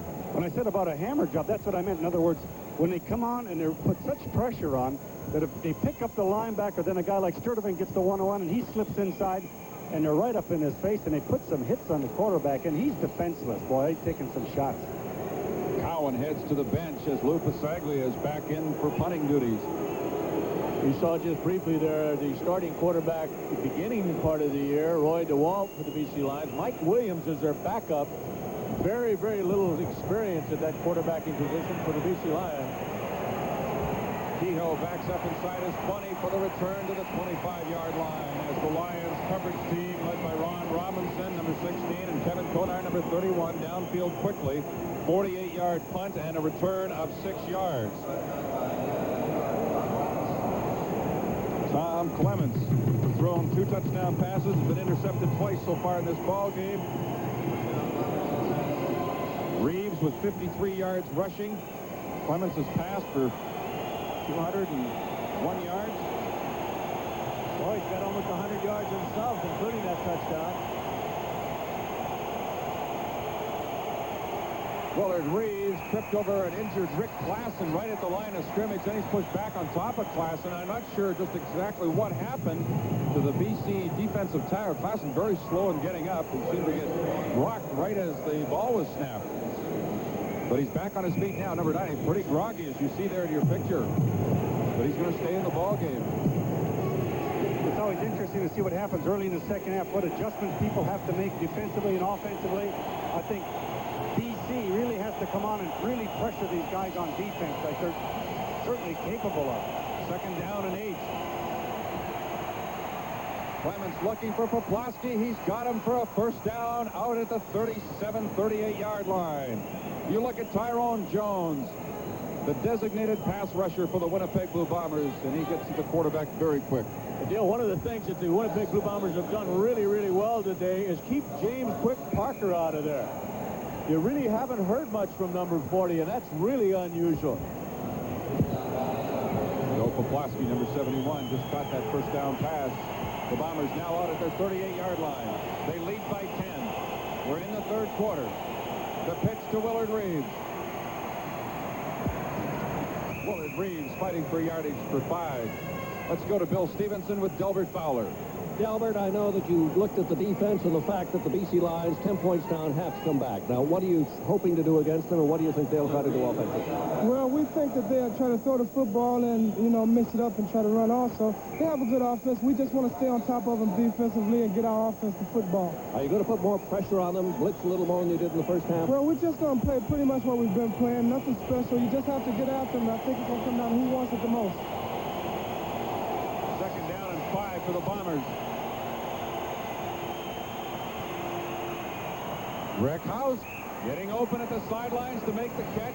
First down out at the Winnipeg 54.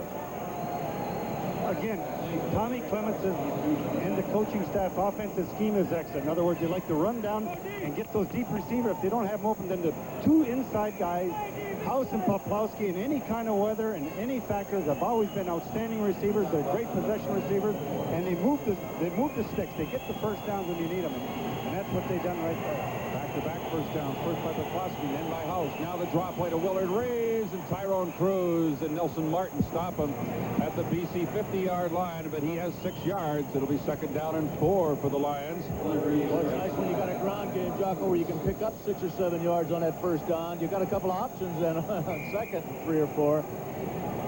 Tommy Clements mixing up his plays rather well. We mentioned it earlier. The Bombers have not won a road game since August 17th of this year. They have never won a playoff game against the BC Lions. Right now, they've never won here at all. Flag is down as Willard Reeves cuts it upfield inside the BC 45-yard line. Penalty marker thrown right at the line of scrimmage.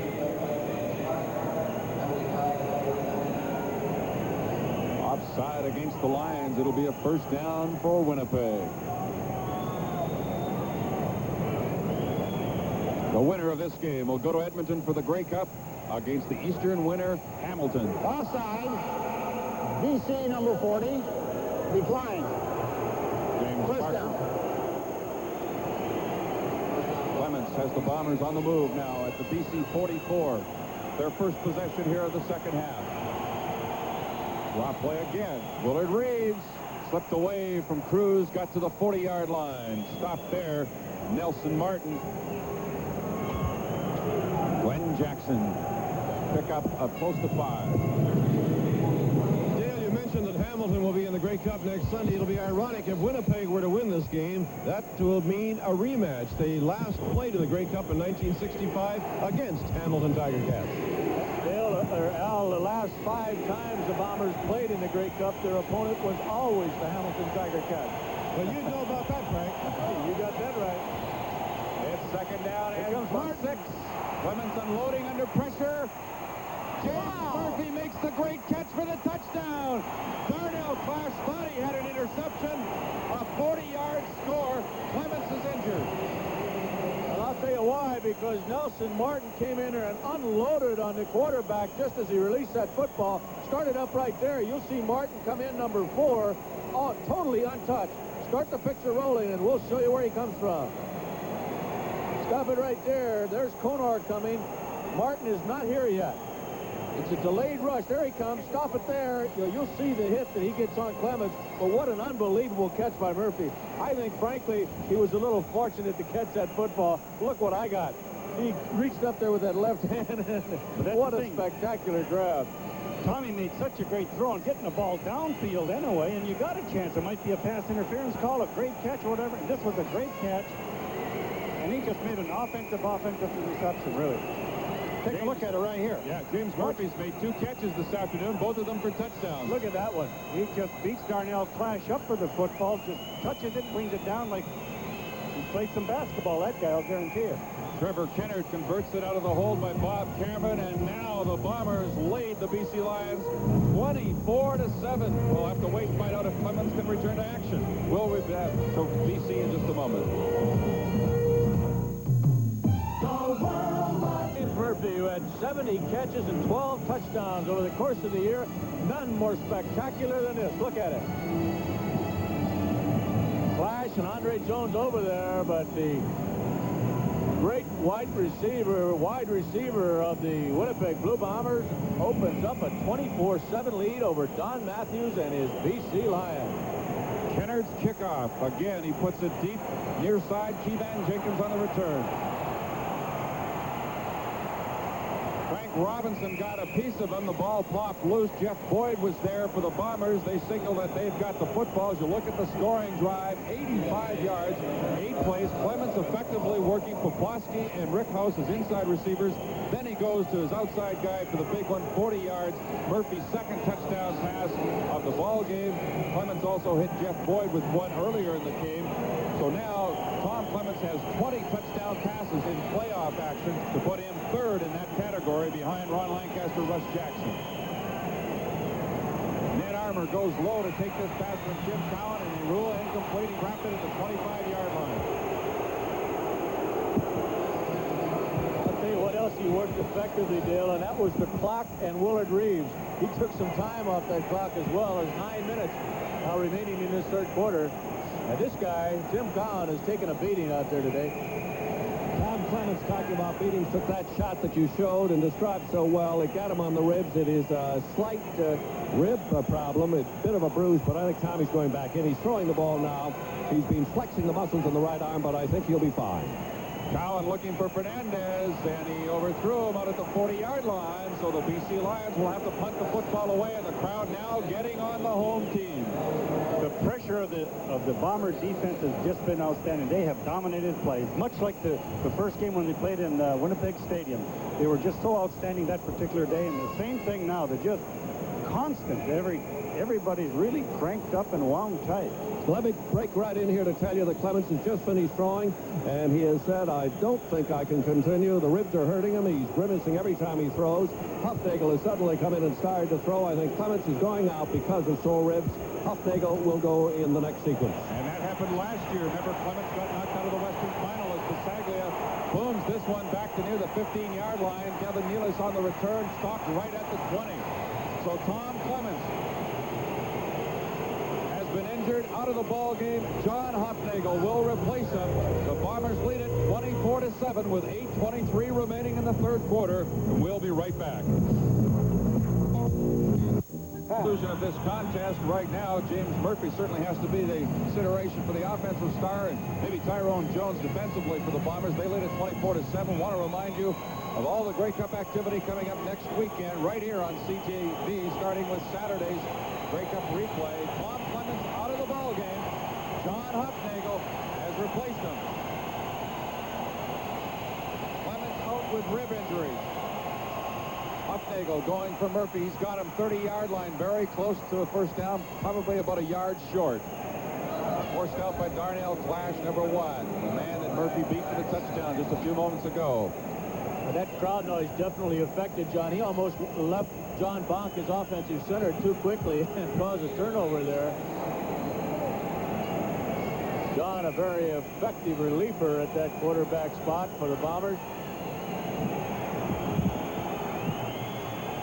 Tommy Clements has really impressed me today, the way he did throw the ball and really complete the deep throws. To Sean Kehoe, his wide receiver, was outstanding. Took the pressure off the offense. Willard Reeves fights for the first down. The ball pops loose. Murphy got there, but the play had been whistled dead. Tyrone Cruz, number 91, got to Willard Reeves first, and he just muscled his way for another yard, enough to pick up the first down.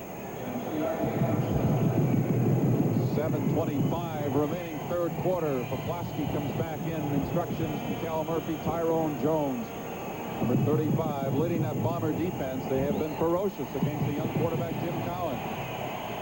This ball game's not over by any means. There's still 7 minutes remaining in the third quarter. Hufnagel looking for Boyd. He's got him out at the 45-yard line. They'll spot it just shy of the 45. It's a first down, Winnipeg. Boyd shaken up on the play. Keith Gooch making the tackle. Been a tough, hard-hitting contest, as everyone expected it would be. The Bombers with a lead in first downs, 15-6, as well as on the scoreboard, 24-7. So far, the Bomber defense has shut down the BC Lions just as effectively as it was the other way around 2 weeks ago.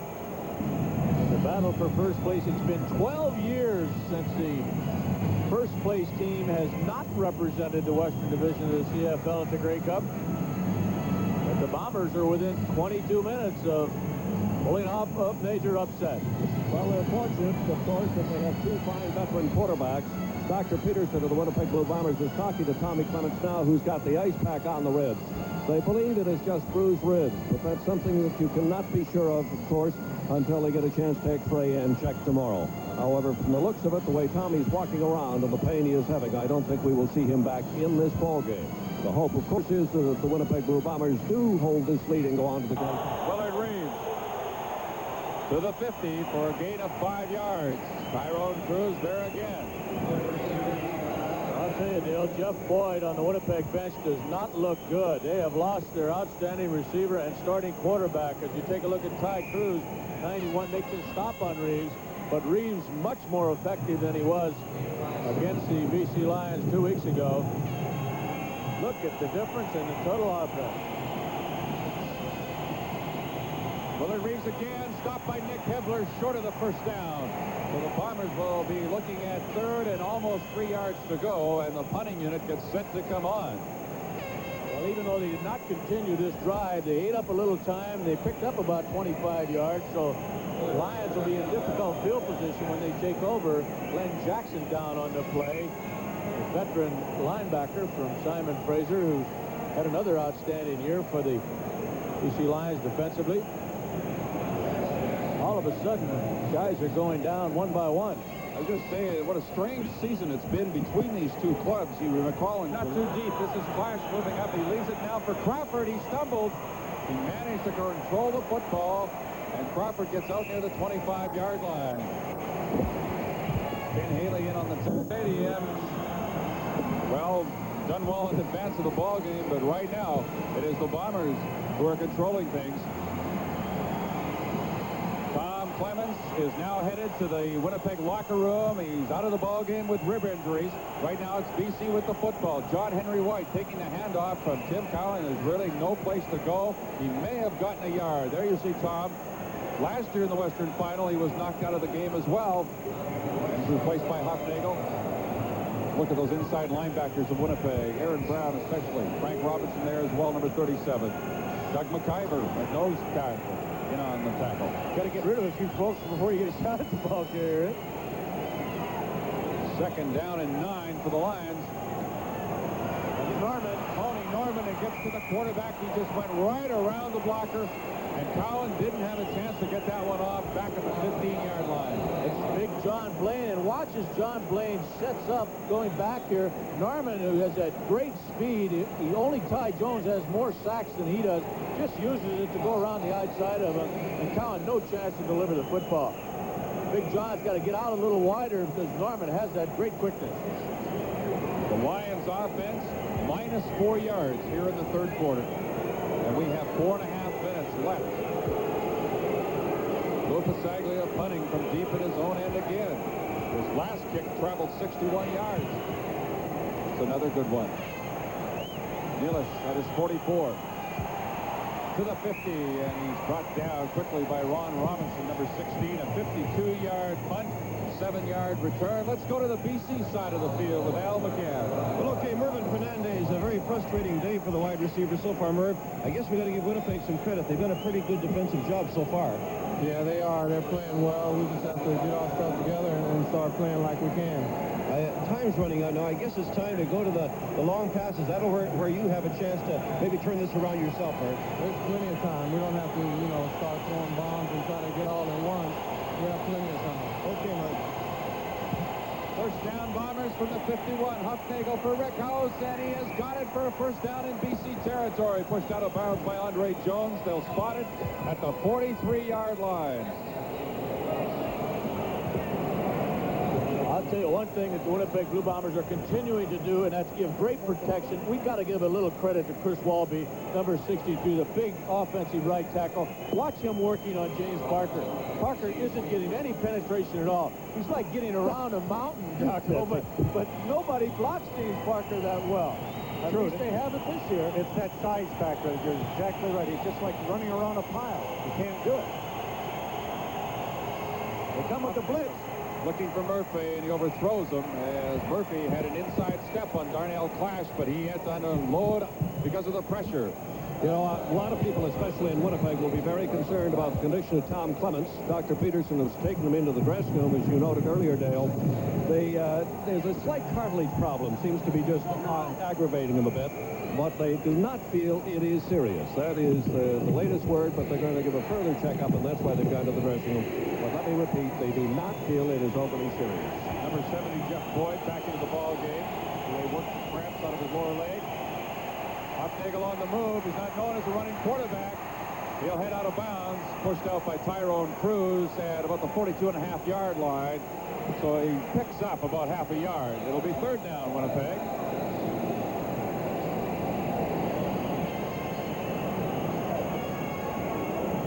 Huffnagel goes to the bench now as the punting unit is set to come on.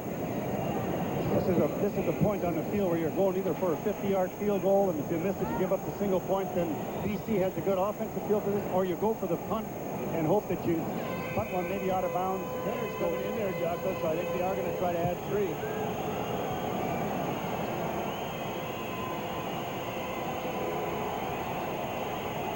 50-yard field goal attempt by Trevor Kenner, coming up here with Bob Cameron holding. Got the distance. It is wide to the right. Larry Crawford quickly gets up the single point, and now it's a 25-7 ball game. They've got good offensive field position. Now they got to capitalize on that. They have to do something on this drive. Might be lights out. The little guy hit that one good, though. He had plenty of distance.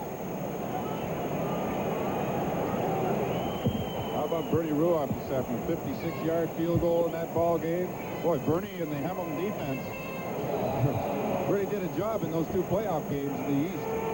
I'll tell you that Bernie Ruoff has just done a magnificent job all season long for the Hamilton Tiger Cats. All right, Tim Cowan has only completed 1 in his last 8 pass attempts. Puts it up again on first down, looking for Fernandez. Incomplete. I think Tim is throwing that ball just a little bit too quickly, but you can't blame him. He's had so much pressure put on this afternoon, and Very difficult for a young quarterback to stand back there and take his time to deliver it. When you see the guy throw that 5-yard out to the wide side of the field, as a coach, I get really nervous when I see that happen. Yeah, that one can go the other way very easily. Get it. Right. Second down and 10 from the 42-yard line. Better protection this time. Going for Pankratz. Picked off, but he was out of bounds. Wiley Turner with the diving interception, but he came down with it out of bounds. Nevertheless, it's third down for the Lions, and they'll have to punt the football away. Watch once again as the Winnipeg Blue Bombers put that pressure on the young quarterback. That's Ty Jones, 35. Lane really doesn't do a bad job as he lets go at the last moment. But Jones is in there, and Cowan knows that pressure's coming. What a great catch. About a yard and a half out of bounds, but a great catch anyway. Cowan's at the bench again. Pasaglia is on. BC Lions -4 yards in offense here in the third quarter. Penalty marker at the line of scrimmage. Pasaglia, towering punt. Backs up Nealis to the 6-yard line. Penalty marker is down, and so is Nealis in the arms of Ryan Potter. 60-yard punt that time, and a 5-yard return, and a penalty marker at the line of scrimmage and downfield. Ken Haley, I'm sure, was the one, number 24, called for an illegal block. We could probably pick it up if we replay that right in front of the ball carrier. There are 2 penalties, however. Let's go right through it now, and you'll see just before the reception is made, number 24 with an illegal block.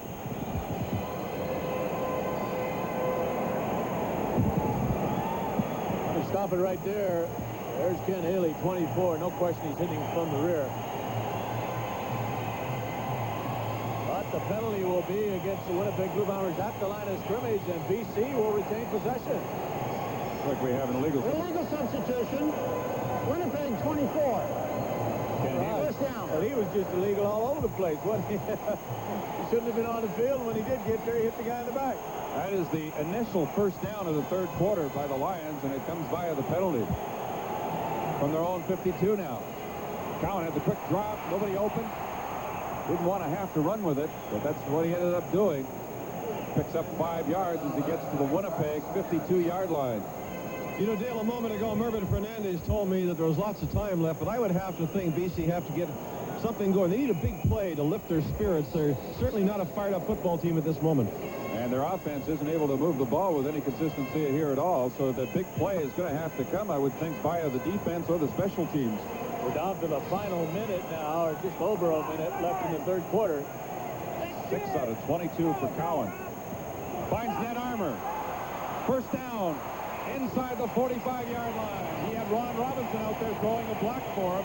Donovan Rose making the tackle, but they moved the yardsticks. 49 seconds remaining, 15-yard gain. He's done this on previous occasions, Cowan has, where he's got the defense backed off, and he throws the ball short to the good receivers that he has, and those guys can run with the ball, and they can use some clock and get good field position. There's Ned Armour just making that first down catch. The Olympic corners do lay off quite a bit. Threw that one behind Armour. Here's another example, Jocko, I think, of the quarterback, Cowan, throwing the ball too quickly. He really didn't need to release it that quick. There wasn't any pressure on that particular play. He's just so used to there having been some, he's dumping it off. Exactly. When I was saying about using the clock, he's going to use minimum use by just throwing that ball short versus the running stuff. So that's what he wants to do, so he can move that ball downfield and try to get some points before the end of the third quarter. Clock is winding down here in the third quarter. 10 seconds left. Second down and 10. Cowan going deep. Ron Robinson coming back to the ball at the 10-yard line. Interference may be called, but against who? Looks like it'll go against Winnipeg. Oh, I think so. I think he had Ron Robinson's jersey in his hand. That's the plus factor, getting the ball down the field. The guy can come back and make the play. Again, those big, rangy receivers that the BC Lions have come back, and Ronnie makes a good play here.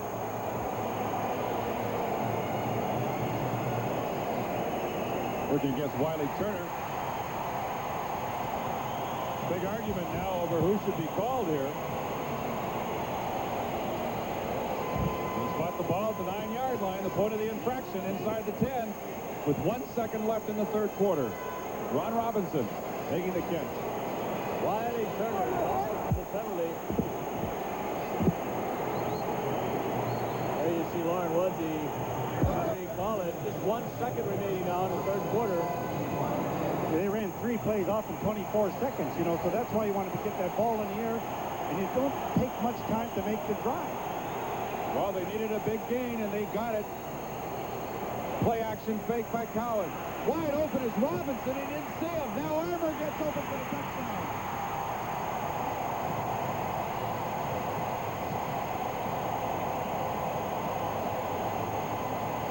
Hang on to your hats. I think we're in for a great fourth quarter.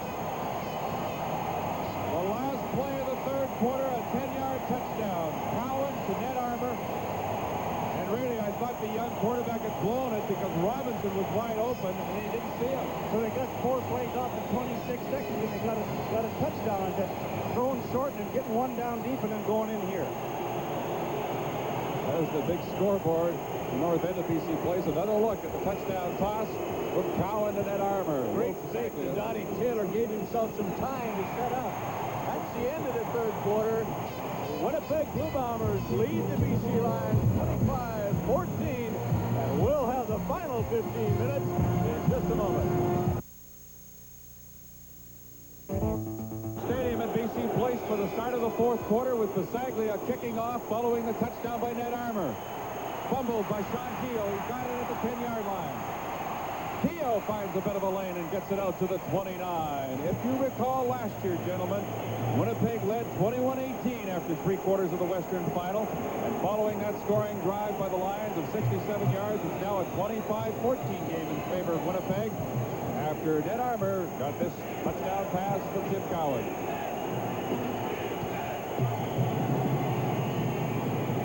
The Lions scored 21 points in the fourth quarter last year. Right now, John Hufnagel, the Winnipeg offense, back on the field. First down from their own 29.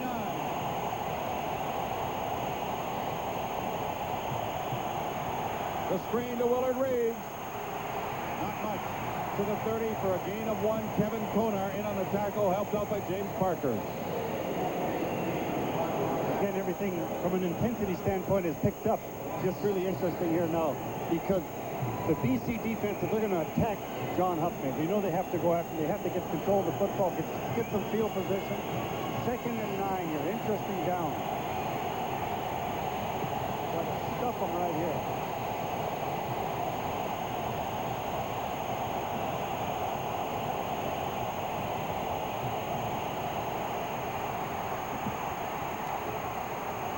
Hufnagel will be close to the first down. Really a good play. John, really good veteran quarterback.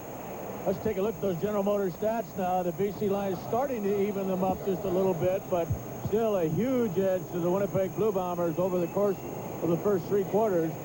371 yards of total offense versus 126. But a nice drive the last time the BC Lions had the football. On the prior play, when it was 2nd and 9, John pulled it down. He knew exactly how far he had to go to make the first down. He did. 1st and 10, keeping the drive alive. Near the 40-yard line. First down, Winnipeg.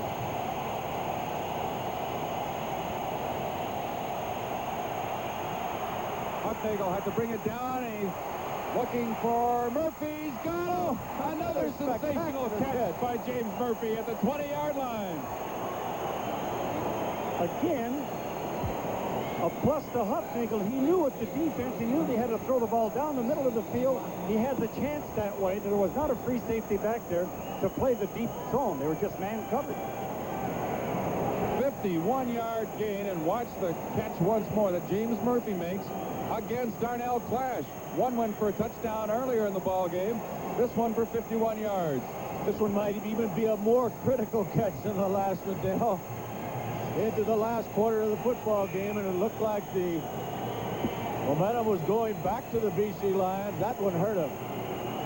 When John looks downfield and he sees the free safety is out of there between the hash marks, then he knows he can throw the ball deep down in there. That's exactly what he did. A great throw and a heck of a catch. First down from the 21-yard line. The gift to Willard Reeves has to bounce outside. Tyrone Cruz with help stops him after a gain of a couple.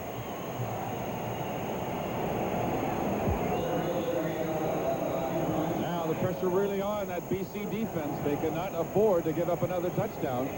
They may not be able to afford to give up a field goal at this point. That puts them 2 converted touchdowns ahead if they were to get the field goal.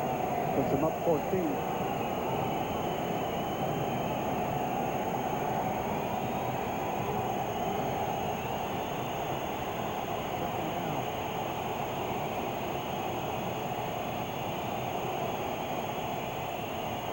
Up they go, under pressure, and he's caught this time by Rick Klassen for a loss.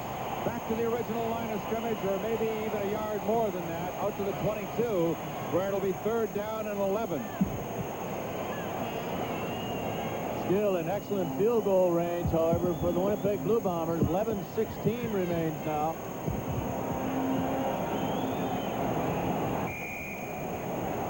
So Don Huffnagel replacing the injured Tom Clements here in the second half. We've got another BC Lion down. This game has taken its toll. Tom Clements forced to the sidelines with a rib injury. Completed a touchdown pass to James Murphy in the 3rd quarter. You see Don Matthews on the left of your screen, iron folded, looking up at that clock. 11:04 left in the 4th quarter. And the Lions trail by 2 converted touchdowns, 28-14. BC first down, their own 35-yard line. Cowan looking for Fernandez, and this is picked off by Donovan Rose, and he steps out of bounds at the Winnipeg 45. Donovan Rose has done a job all afternoon, especially against Mervyn Fernandez. Listen, this ball just should not have been thrown, Jocko. Excellent defensive coverage by Rose. He was right with Fernandez all the way. And it's an old axiom that balls that are underthrown a little bit are usually intercepted, and that was the case. That the ball just wasn't well thrown, and like you said, he was going to an area that was a no-no. First down, Winnipeg from their own 45. Willard Reeves will lose a yard on the play. A penalty marker has now been thrown upfield. It'll be 2nd down and 11, holding the call against Winnipeg. They'll wave it off and take the 1-yard loss on the play, so it's 2nd down and 11. Holding. Winnipeg 62, declined. 2nd down. Richard Nemeth, left tackle. Do you see him? 6'6", 245. Youngster out of Western Ontario. He's only 22 years of age. Caught for holding. They decline it. 2nd down, 11. 44-yard line.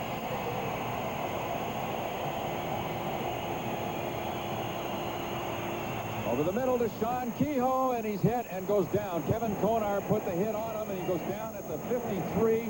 He'll be about a yard and a half short of the first down. Close to 2 yards. Good play, a good safe play where you can throw it underneath and not risk that interception. The Winnipeg Blue Bombers, however, will have to kick it away. They are under 10 minutes away from a berth in the Grey Cup game in Edmonton next Sunday afternoon. And all of that, of course, along with all the pregame activities, will be brought to you on your Grey Cup station, CTV. Hamilton Tiger Cats, of course, won in overtime in Toronto to represent the East in that Grey Cup game. Peter Brock making his very first Grey Cup appearance in the championship. I mean, hard to believe he's been around so long and holds really so many records. Well, you talk about rivalries. The Winnipeg Blue Bomber fans, if they hold on here to see Peter Brock as the opposing quarterback, they'll be a furor in Edmonton. It'll be a great matchup. Good punt this time by Bob Cameron. Inside the 10-yard line, Larry Crawford. Ken Haley, number 24, was downfield quickly and wraps him up at the 15-yard line. 49-yard punt, return of only 7. 9.5 minutes remaining. Winnipeg leads it 28-14. We'll be back in just a moment. Lions, Jocko, were penalized for holding on that punt return. They're back up now to their 6-yard line. That's what I was going to say. They got 104 yards to go against one of an outstanding defensive period.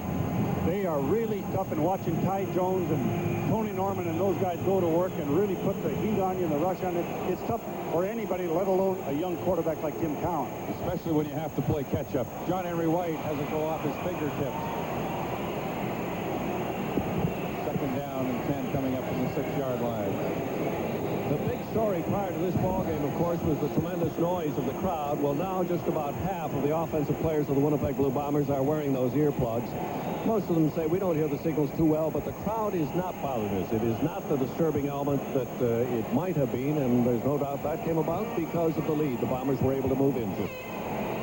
This club was well prepared by an outstanding coaching staff, I'll tell you that, for all phases, including the sound.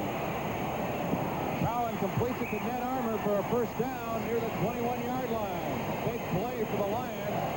They moved it out from their own 6, a pickup of 15.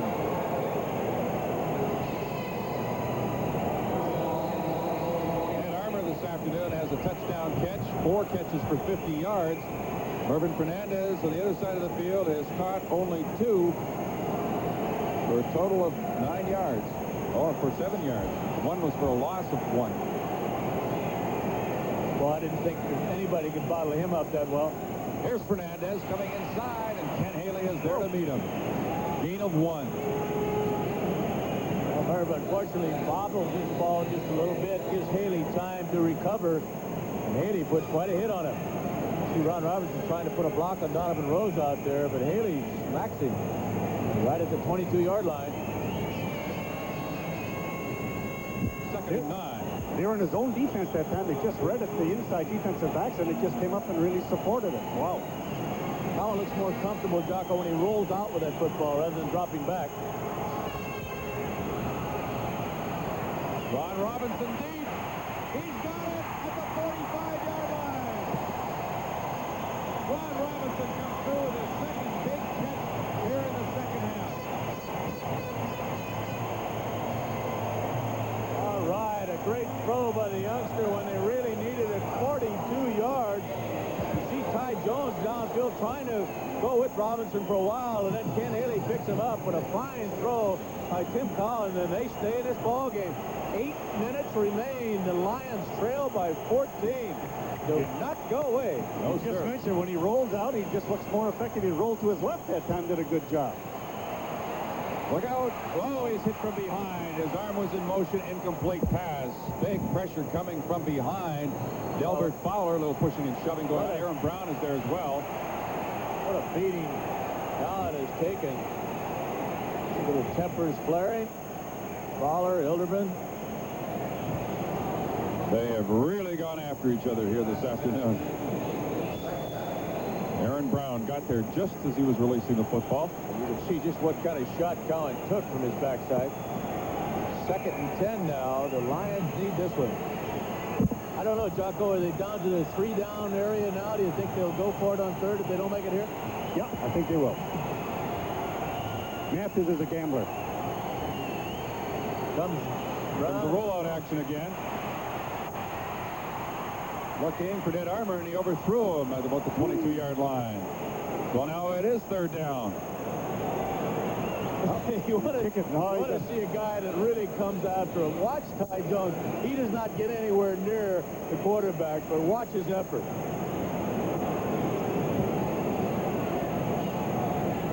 That's what you call sacrificing your body in there. I'm just saying that he usually lines up on the outside. That time he moved inside, and he blitzes from there. As we were talking about when you go on 3-down football, that we're always talking. We've got to pick up 6 or 7 before he makes effort. Not on this point on the field. They got to kick it away. Play defense, and they got a great defense. Pasaglia looking for somebody to throw to. Just got it away in time, but it's knocked down by Scott Flegel. Good job by Flegel. Play by Flegel. Was it ever? He dropped the ball, and again, did you see Ty Jones? He almost destroyed Pasaglia. So the Bombers will take over the ball at their own 45.5-yard line. They lead it 28-14. We're coming right back. That 20-second clock almost every play now. Putting it up. Throwing it up. Looking for Jeff Boyd.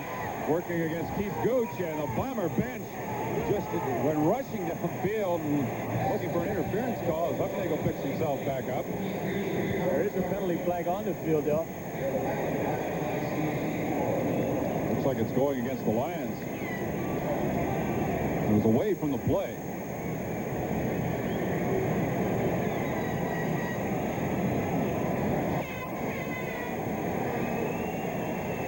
Objectionable conduct indicated? We'll hear it now. Objectionable conduct. BC 28. First down. Well, I don't know what he'd be objecting to. He's all the way on the other side of the field. I was just a little surprised at Hufnagel throwing that football. Hand it off to Reeves. Kill some time. Under 7 minutes remaining. From midfield, Hufnagel to throw again. Looking for Poplaski, and it's overthrown. They've had some success on that pattern. It's pretty safe pattern. In other words, you take the wide receiver and just run them off the ball no matter what the defense is, and somebody has to go deep. Then they bring the inside receiver to the outside. And Poplawski and House have done that well for years, let alone today.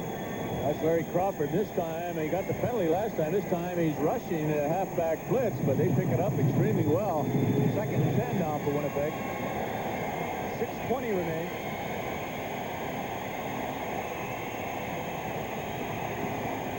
Parker gets to Hufnagel. Back at the 47-yard line. Lions need the ball back. It's third down. The Bombers will be punting. That's why you run the football when you lead by 14 points with 6 minutes remaining. It'll be interesting to see what kind of a rush they put on the punter here. Looks like one return guy just Darnell flashed back. James Quick Parker, the nominee from the Western Division for the Outstanding Defensive Player in the Canadian Football League. They've done a job on him here today, though. He really hasn't been that noticeable. Chris Walby, particularly the big right offensive tackle. Big rush, and Cameron gets it away. Darnell Clash backs up to the 14-yard line. Nowhere to go. Jerome Erdman, number 29, wraps him up and brings him down at about the 10, but he did get up to the 14. A 50-yard punt and a return of only one. 5 minutes, 40 seconds remaining. You see Chris Walby there talking with Mark Moores. Now the Bomber defense back out there to protect this 14-point lead. Don Matthews, young quarterback Tim Cowan, and the offense out there. It would appear that the Winnipeg Blue Bombers will be going to Grey Cup 1984, the first time since 1965. And of course, you'll see that on CTV on the 18th. Replay of 1983 will be the day before. Ron Robinson back there playing center field with Scott Flegel, and Robinson did a job of making sure that Flegel did not intercept it. Point I want to make here, in other words, some of their defenses, that was the difference between a veteran and a young quarterback. He threw that ball right down the middle of the field. Flegel had never vacated his area. He was just playing the free safety between the hash marks and almost came up with the interceptor maybe should have. Unlike when Winnipeg was throwing the ball down the middle, the free safety was out of the coverage. Consequently, they've had successes on the deep throws inside. Well, if the Bombers go and win this game, a lot of streaks come to an end with this one. Here's Robinson open in the middle, and he does not make the catch. It's a tough catch to make, but it certainly looks like it was there. Now we have Aaron Brown all upset. It looked like Scott Flegel. Ron Sturdivant is the injured Bomber back at the line of scrimmage.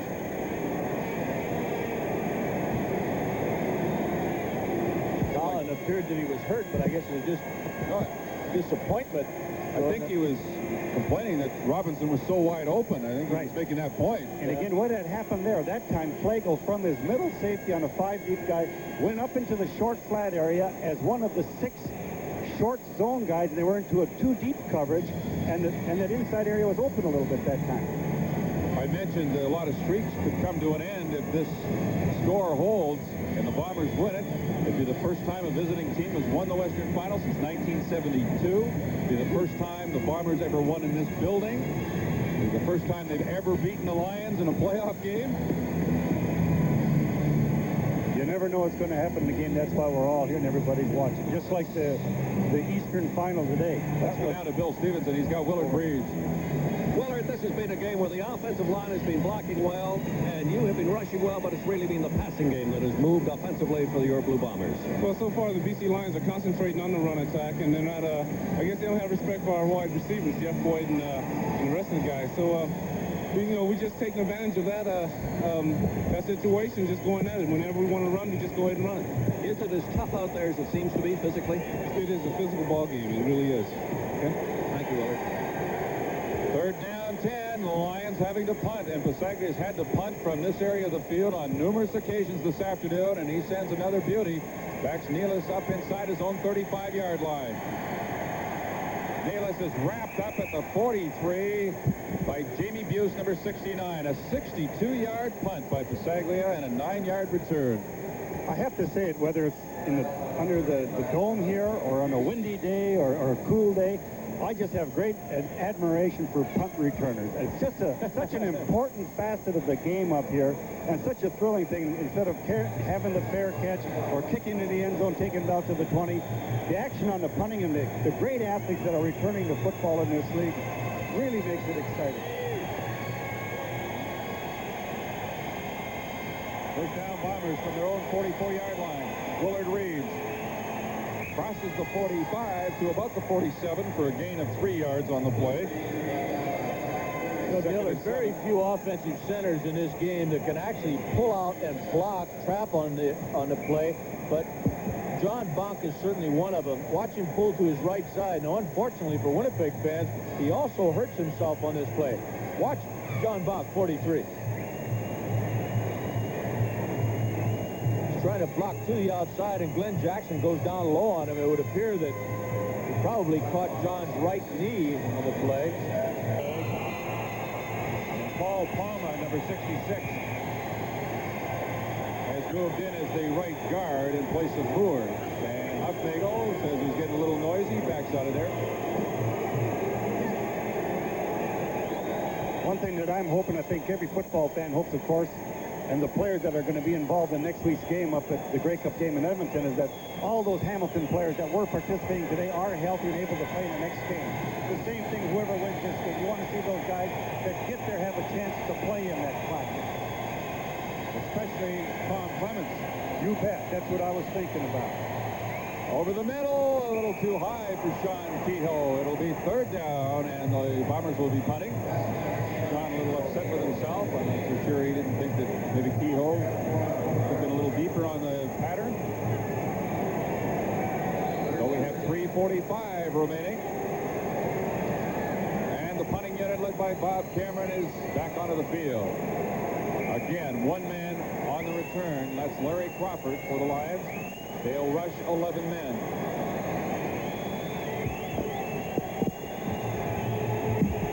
They came close last time.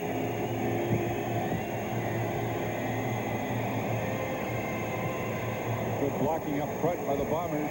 This one hangs up there high. Crawford at the 25. That's it back, and John Bonk is there to meet him at the 35-yard line. That's a heck of a thing. Bonk just got nicked a little bit. On a specialty team play, there's a veteran player and coming on making a play. I love that. I don't know if you're aware of it, Jocko, but John Bonk actually leads this whole ball club on tackles on specialty teams. Been around for 13 years, and he's still doing that kind of thing. I love that. That's great. That shows that that guy is really a great competitor. I like when I see those starting players playing on the specialty teams and making the big plays. Mike Williams has now replaced Tim Cowan as the BC quarterback with 3:11 remaining. Williams looking quickly for Fernandez. He's got him 40-yard line. Forced out of bounds at the 43 by David Shaw, number 36. And with 3:05 remaining, the Lions are second down and 2 with the score Winnipeg 28 and BC 14. We'll be back. This is the first series for Williams. Allen has taken quite a beating here this afternoon. Tom Clements forced out of the ball game earlier with a rib injury. Williams fumbles the ball. It's picked up by Keyman Jenkins. He is popped by Delbert Fowler, and he'll lose yards. That happens often enough when a new quarterback comes into the ball game and you have an exchange with the center. It oftentimes go awry, and I think that's probably what happens here. Didn't look like he moved out of there too quick. He just didn't get the football. He just didn't get it up in there. So it'll be third down and about 4 yards to go for the Lions, and they will go for it. Naturally, with 2:37 remaining. Mike Williams is the younger brother of Doug Williams, the former great quarterback of the Tampa Bay Buccaneers. They both went to Grambling University.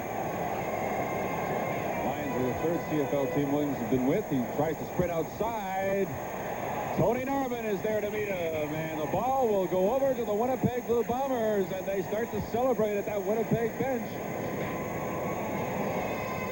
As the Bombers now are 2 minutes and 18 seconds away from a berth in the Grey Cup against the Hamilton Tiger Cats 1 week from today at Commonwealth Stadium in Edmonton. I'm just hoping that Tommy Clements rebounds from this injury that he's had. You never know about those injuries, like when they say, well, they don't think it's that serious. It's the guy that's talking that doesn't know. Ask Tommy Clements how he feels. It won't get sore for another 24 hours. That's exactly right, boy. Most quarterbacks, or a lot of quarterbacks now, are wearing a flak jacket. I know that he didn't play with one. I'm sure you'll have one on probably next week to protect it.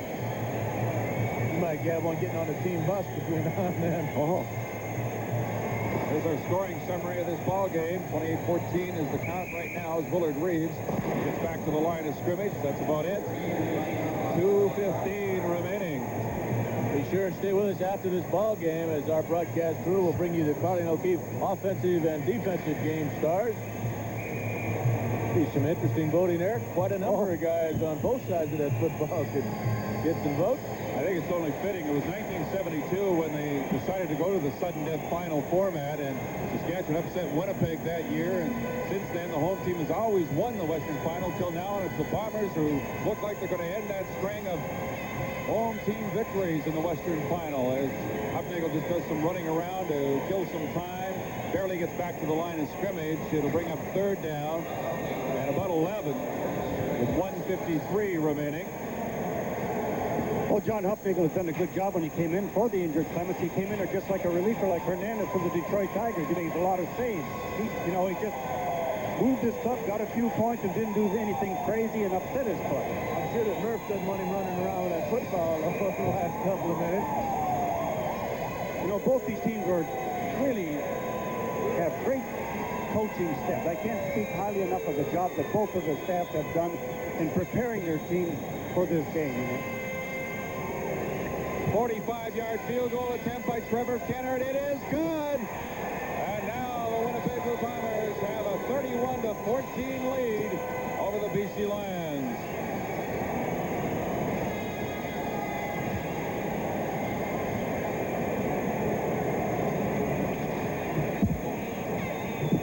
.134 left. And the Bombers looking to make their first trip to the championship game since 1965.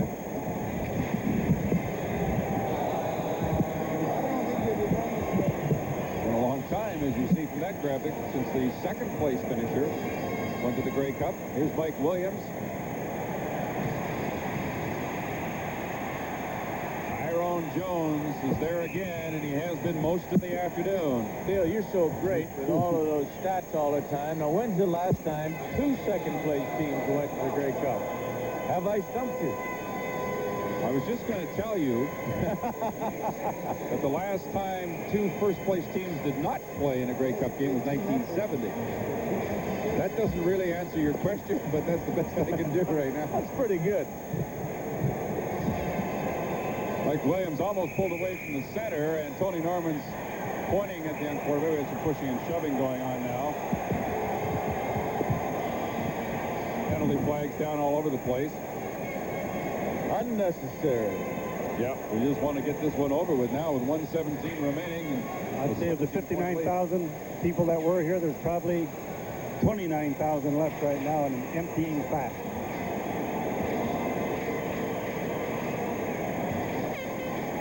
Procedure.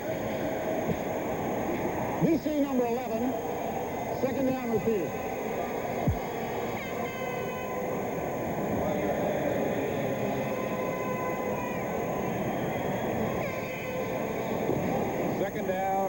7 for the BC Lions. Clock will start on the snap of the ball. Williams for John Pancratz. Did he make the catch? Yes, they're ruling it a catch for a first down at the Winnipeg 50.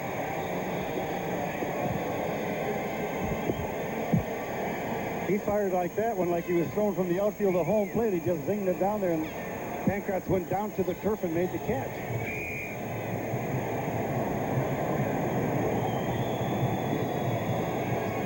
Williams was almost picked off by Wiley Turner. Bill, we've just been handed some information about the Blue Bomber Grey Cup send-off party, which will be at the Winnipeg Convention Center on Monday, November 12th. The doors open at 7 o'clock.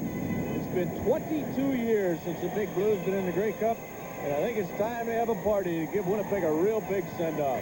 The Winnipeg Chamber of Commerce, along the Winnipeg Convention Center in the city of Winnipeg, invites you to the biggest pep rally this city has ever seen. So come out and support your Big Blue. That's Monday night at 7 o'clock, Winnipeg Convention Center.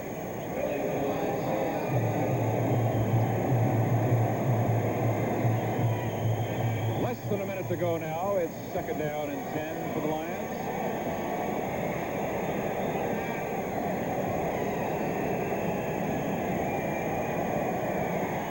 Chapdelaine into the ball game, and he makes the first down catch at about the 26-yard line.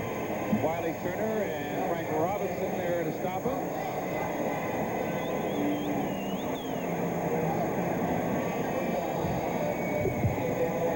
Old Ty Jones, he's still cranked up and going after him.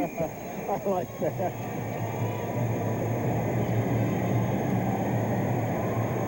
Williams can't get away from Tony Norman. Spilled in the backfield at the 31-yard line for a loss of 5. Veteran center Al Wilson getting a little upset on that play.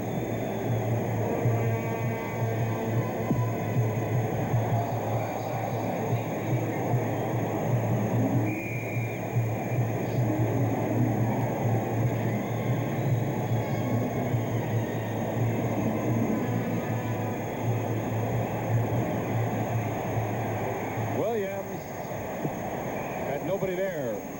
He was just in the arms of the defender when he released the football. So it's third down now, and the Lions will get one more try at it. Delbert Fowler is down on one knee back at the 45-yard line.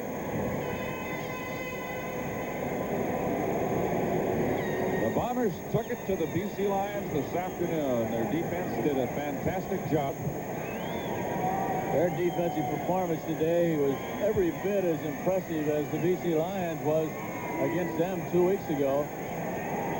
And it has been a strange 3 games, Dale, as you pointed out, amongst these two teams. Winnipeg dominating the first encounter, winning 25-3, and then BC totally shutting off what had been the best offensive football team in the country 2 weeks ago in the showdown for first place. Then turning it around completely again here this afternoon. We'd like to congratulate the Winnipeg Blue Bombers, their management, coaching staff, and the players for what a great 1984 season. I just wanted to ask you, Frank, I know you had some mixed emotions when these two teams meet because you've lived out in Vancouver for a number of years now, and of course you've played 10 great years with the Winnipeg Blue Bombers. Obviously, I know you got to be happy that the Bombers are going to be back in a Grey Cup. Well, I got to be honest with you, Dale.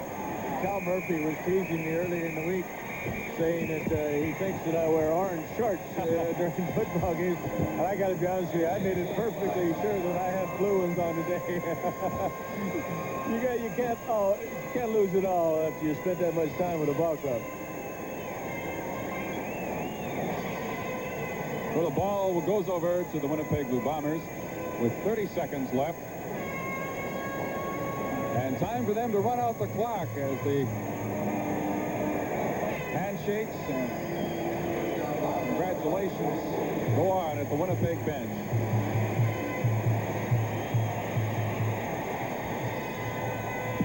1960, believe it or not, Frank, was the last time two second-place teams met in the Grey Cup. As a matter of fact, we were 14-2 that year and got beat by the Edmonton Eskimos 4-3 in the third and final three-game series with the Eskimos. And, of course, Ottawa came out of the East that year. I knew you'd dig it up sooner or later. Well, my thanks to our statistician, Bob Blasey. He did the legwork on that one. I didn't think you were doing all that by yourself. Anyway.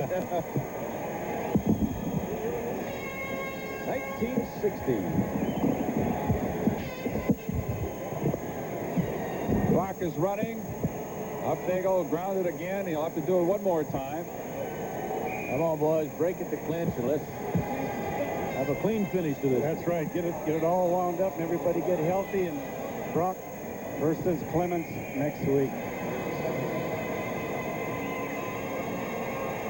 There it is. This is the final play of the 1984 Western Final. And the celebration has started at the Winnipeg bench before Hufnagel's able to ground it.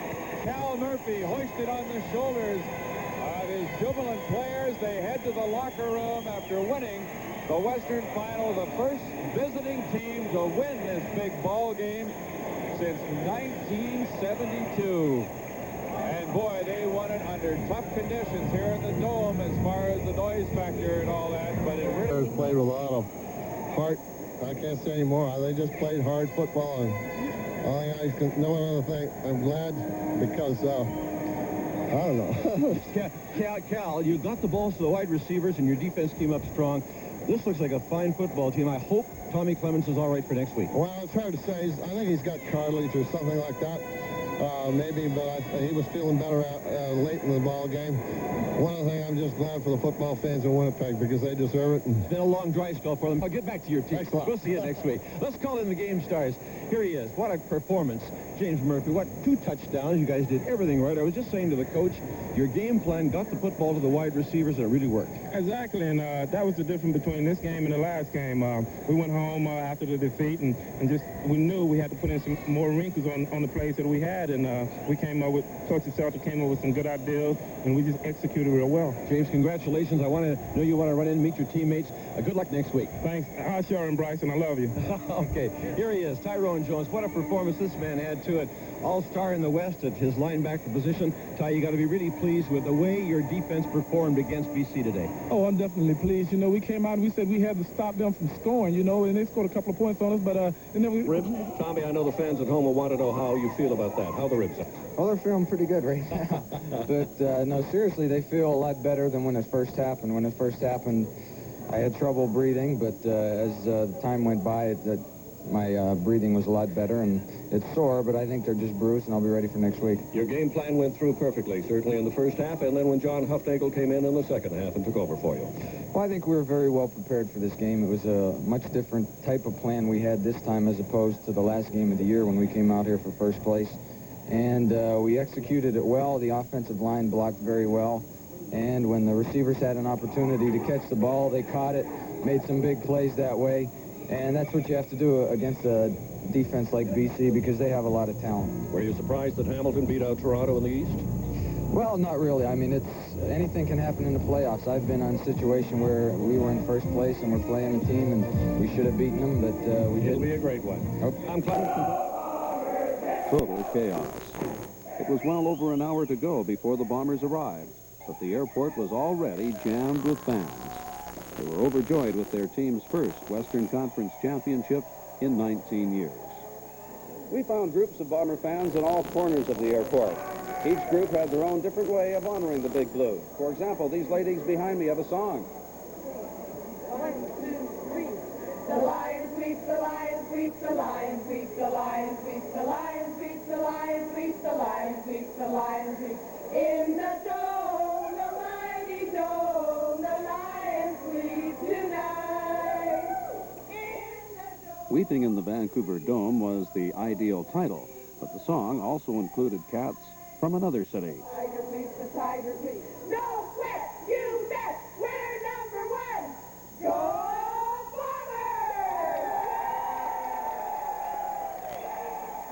A steady flow of fans continued to stream inside the building.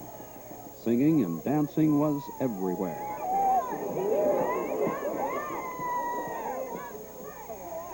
When the team arrived shortly before midnight, the fans went wild. The players didn't seem to mind the bedlam as they slowly made their way through the crowd. General Manager Paul Robson didn't restrain his feelings. The The airport didn't escape the celebration without damage. A flying volleyball was responsible for broken ceiling panels. Outside, a CBC News cruiser was crushed by fans trying to get a glimpse of the players inside the team bus. The bus finally made its way through with no serious problems. Police are working on plans to make the crowd a little more orderly next week when the Bombers return from the Grey Cup. And now, with a report on Grey Cup preparations, here's Wally Jackson. The Blue Bombers' office was busy today. Fans were asking about tickets for the Grey Cup, tickets for next season, and they were congratulating General Manager Paul Robson. Good luck, old buddy. Gene Love says the Bombers' victory has created a lot of excitement, and fans are calling about tickets for the Grey Cup. Mr. Robson will be making an announcement tomorrow regarding Grey Cup tickets, if we have any available. But right now we're concentrating on season ticket holders who have requested and are taking requests from season ticket holders. Do Winnipeg fans get more tickets now that the Bombers we are in the get 500 more, yes. The Great Canadian Travel Company in Winnipeg has acquired 46 game tickets from a travel firm in Toronto, and it's offering a special package to the Grey Cup. We're going to charter Hawker Siddeley 46-passenger plane and go out to Edmonton on Sunday morning, take everybody to the football game, watch Winnipeg win, and then roll people up in the evening and fly them back into Winnipeg. For how much? $385. And where are the tickets? They're on the 35-yard line. Pacific Western's flight from Winnipeg to Edmonton on Friday is booked, but there are 10 seats available on Thursday and 30 seats on Saturday. $393 return. Most of Air Canada's flights to Edmonton this week are booked, but some seats are available. The Bombers have changed their plans, and they're going to go out in a charter tomorrow night. So how many seats will that make available? I wouldn't be surprised if it's more than 20, and we have a pretty long wait list, so they'll go very quickly. Utter pandemonium down here at the Winnipeg Convention Center. This is going to be the prep rally to beat all prep rallies. It starts at 7 o'clock tonight. One of the people who's involved in organizing tonight's event is Jake Woolley. He is the marketing manager, for the Winnipeg Blue Bombers. Jeep, can you give us a breakdown as to what's going to go on tonight? Well, this is in the indication, Ross. This is incredible. It's not really supposed to start till 7. It's just shortly after 6 now. But the basic thing is tonight is it's been a long, long dry spell. We're going to have a stage show beginning about 8 o'clock where the Chamber of Commerce show that's going to Edmonton is going to perform. Going on in what is now known as Winnipeg after the Blue Bombers shot down the BC Lions in yesterday's Western semifinal. Grey Cup fever has gripped this city with an unbelievable passion, and tonight at the Convention Center, the Blue Bombers pep rally could only be described as awesome. Nearly 6,000 boisterous fans howled, hooted, and generally celebrated the Bomber victory, and the Convention Center was a zoo. It's been a long time since the Bombers have gone this far in postseason play, and it showed by their fans' reaction to the win and the impending Grey Cup against Hamilton. There was singing, dancing, and, of course, liquid refreshments.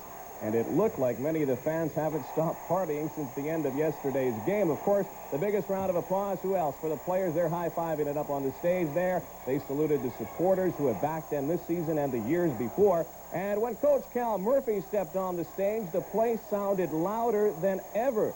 Sounded even louder than the famed BC Place, and if anything, it proved beyond a shadow of a doubt that these fans were indeed true blue. You know, that's Winnipeg. It's a great city, and it's Winnipeg, and we're going to be winners. And I think, you know, the game is played an emotional. It's an emotional game, and this kind of thing is a great send-off for our players. I'm just glad the fans are out here, you know, showing their support for us as we go into the final game this year, the Grey Cup, you know, and hopefully can bring the Grey Cup back to Winnipeg. To send the Bombers off on a positive note, the song of the night was the resounding tune Brockbusters, in reference to an ex-quarterback who will be making his first Grey Cup appearance on Sunday as well. One of the biggest things that should excite Winnipeg fans, and if you were there, a tribute to you. Tonight's bash had a $5 admission charge to offset some of the extra costs involved in going to the Grey Cup, and of course a hearty congratulations to the Chamber of Commerce that sponsored the rally. For those of us who were there, it was something you don't get to witness very often, and you could well imagine what Bombers did show. The crowd went crazy.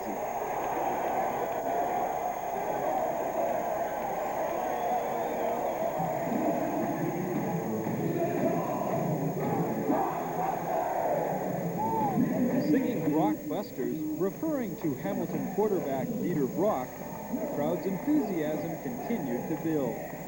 Many of the fans said they planned to go to the Grey Cup, and the rally was a perfect way to begin a week-long party. Ross Rutherford, CBC News. Convention Center in full voice, ready to give their team a huge send-off to the Grey Cup game in Edmonton. And if anybody was still on cloud nine, it was Bomber General Manager Paul Robson. And as an absolute mark at center, O'Sullivan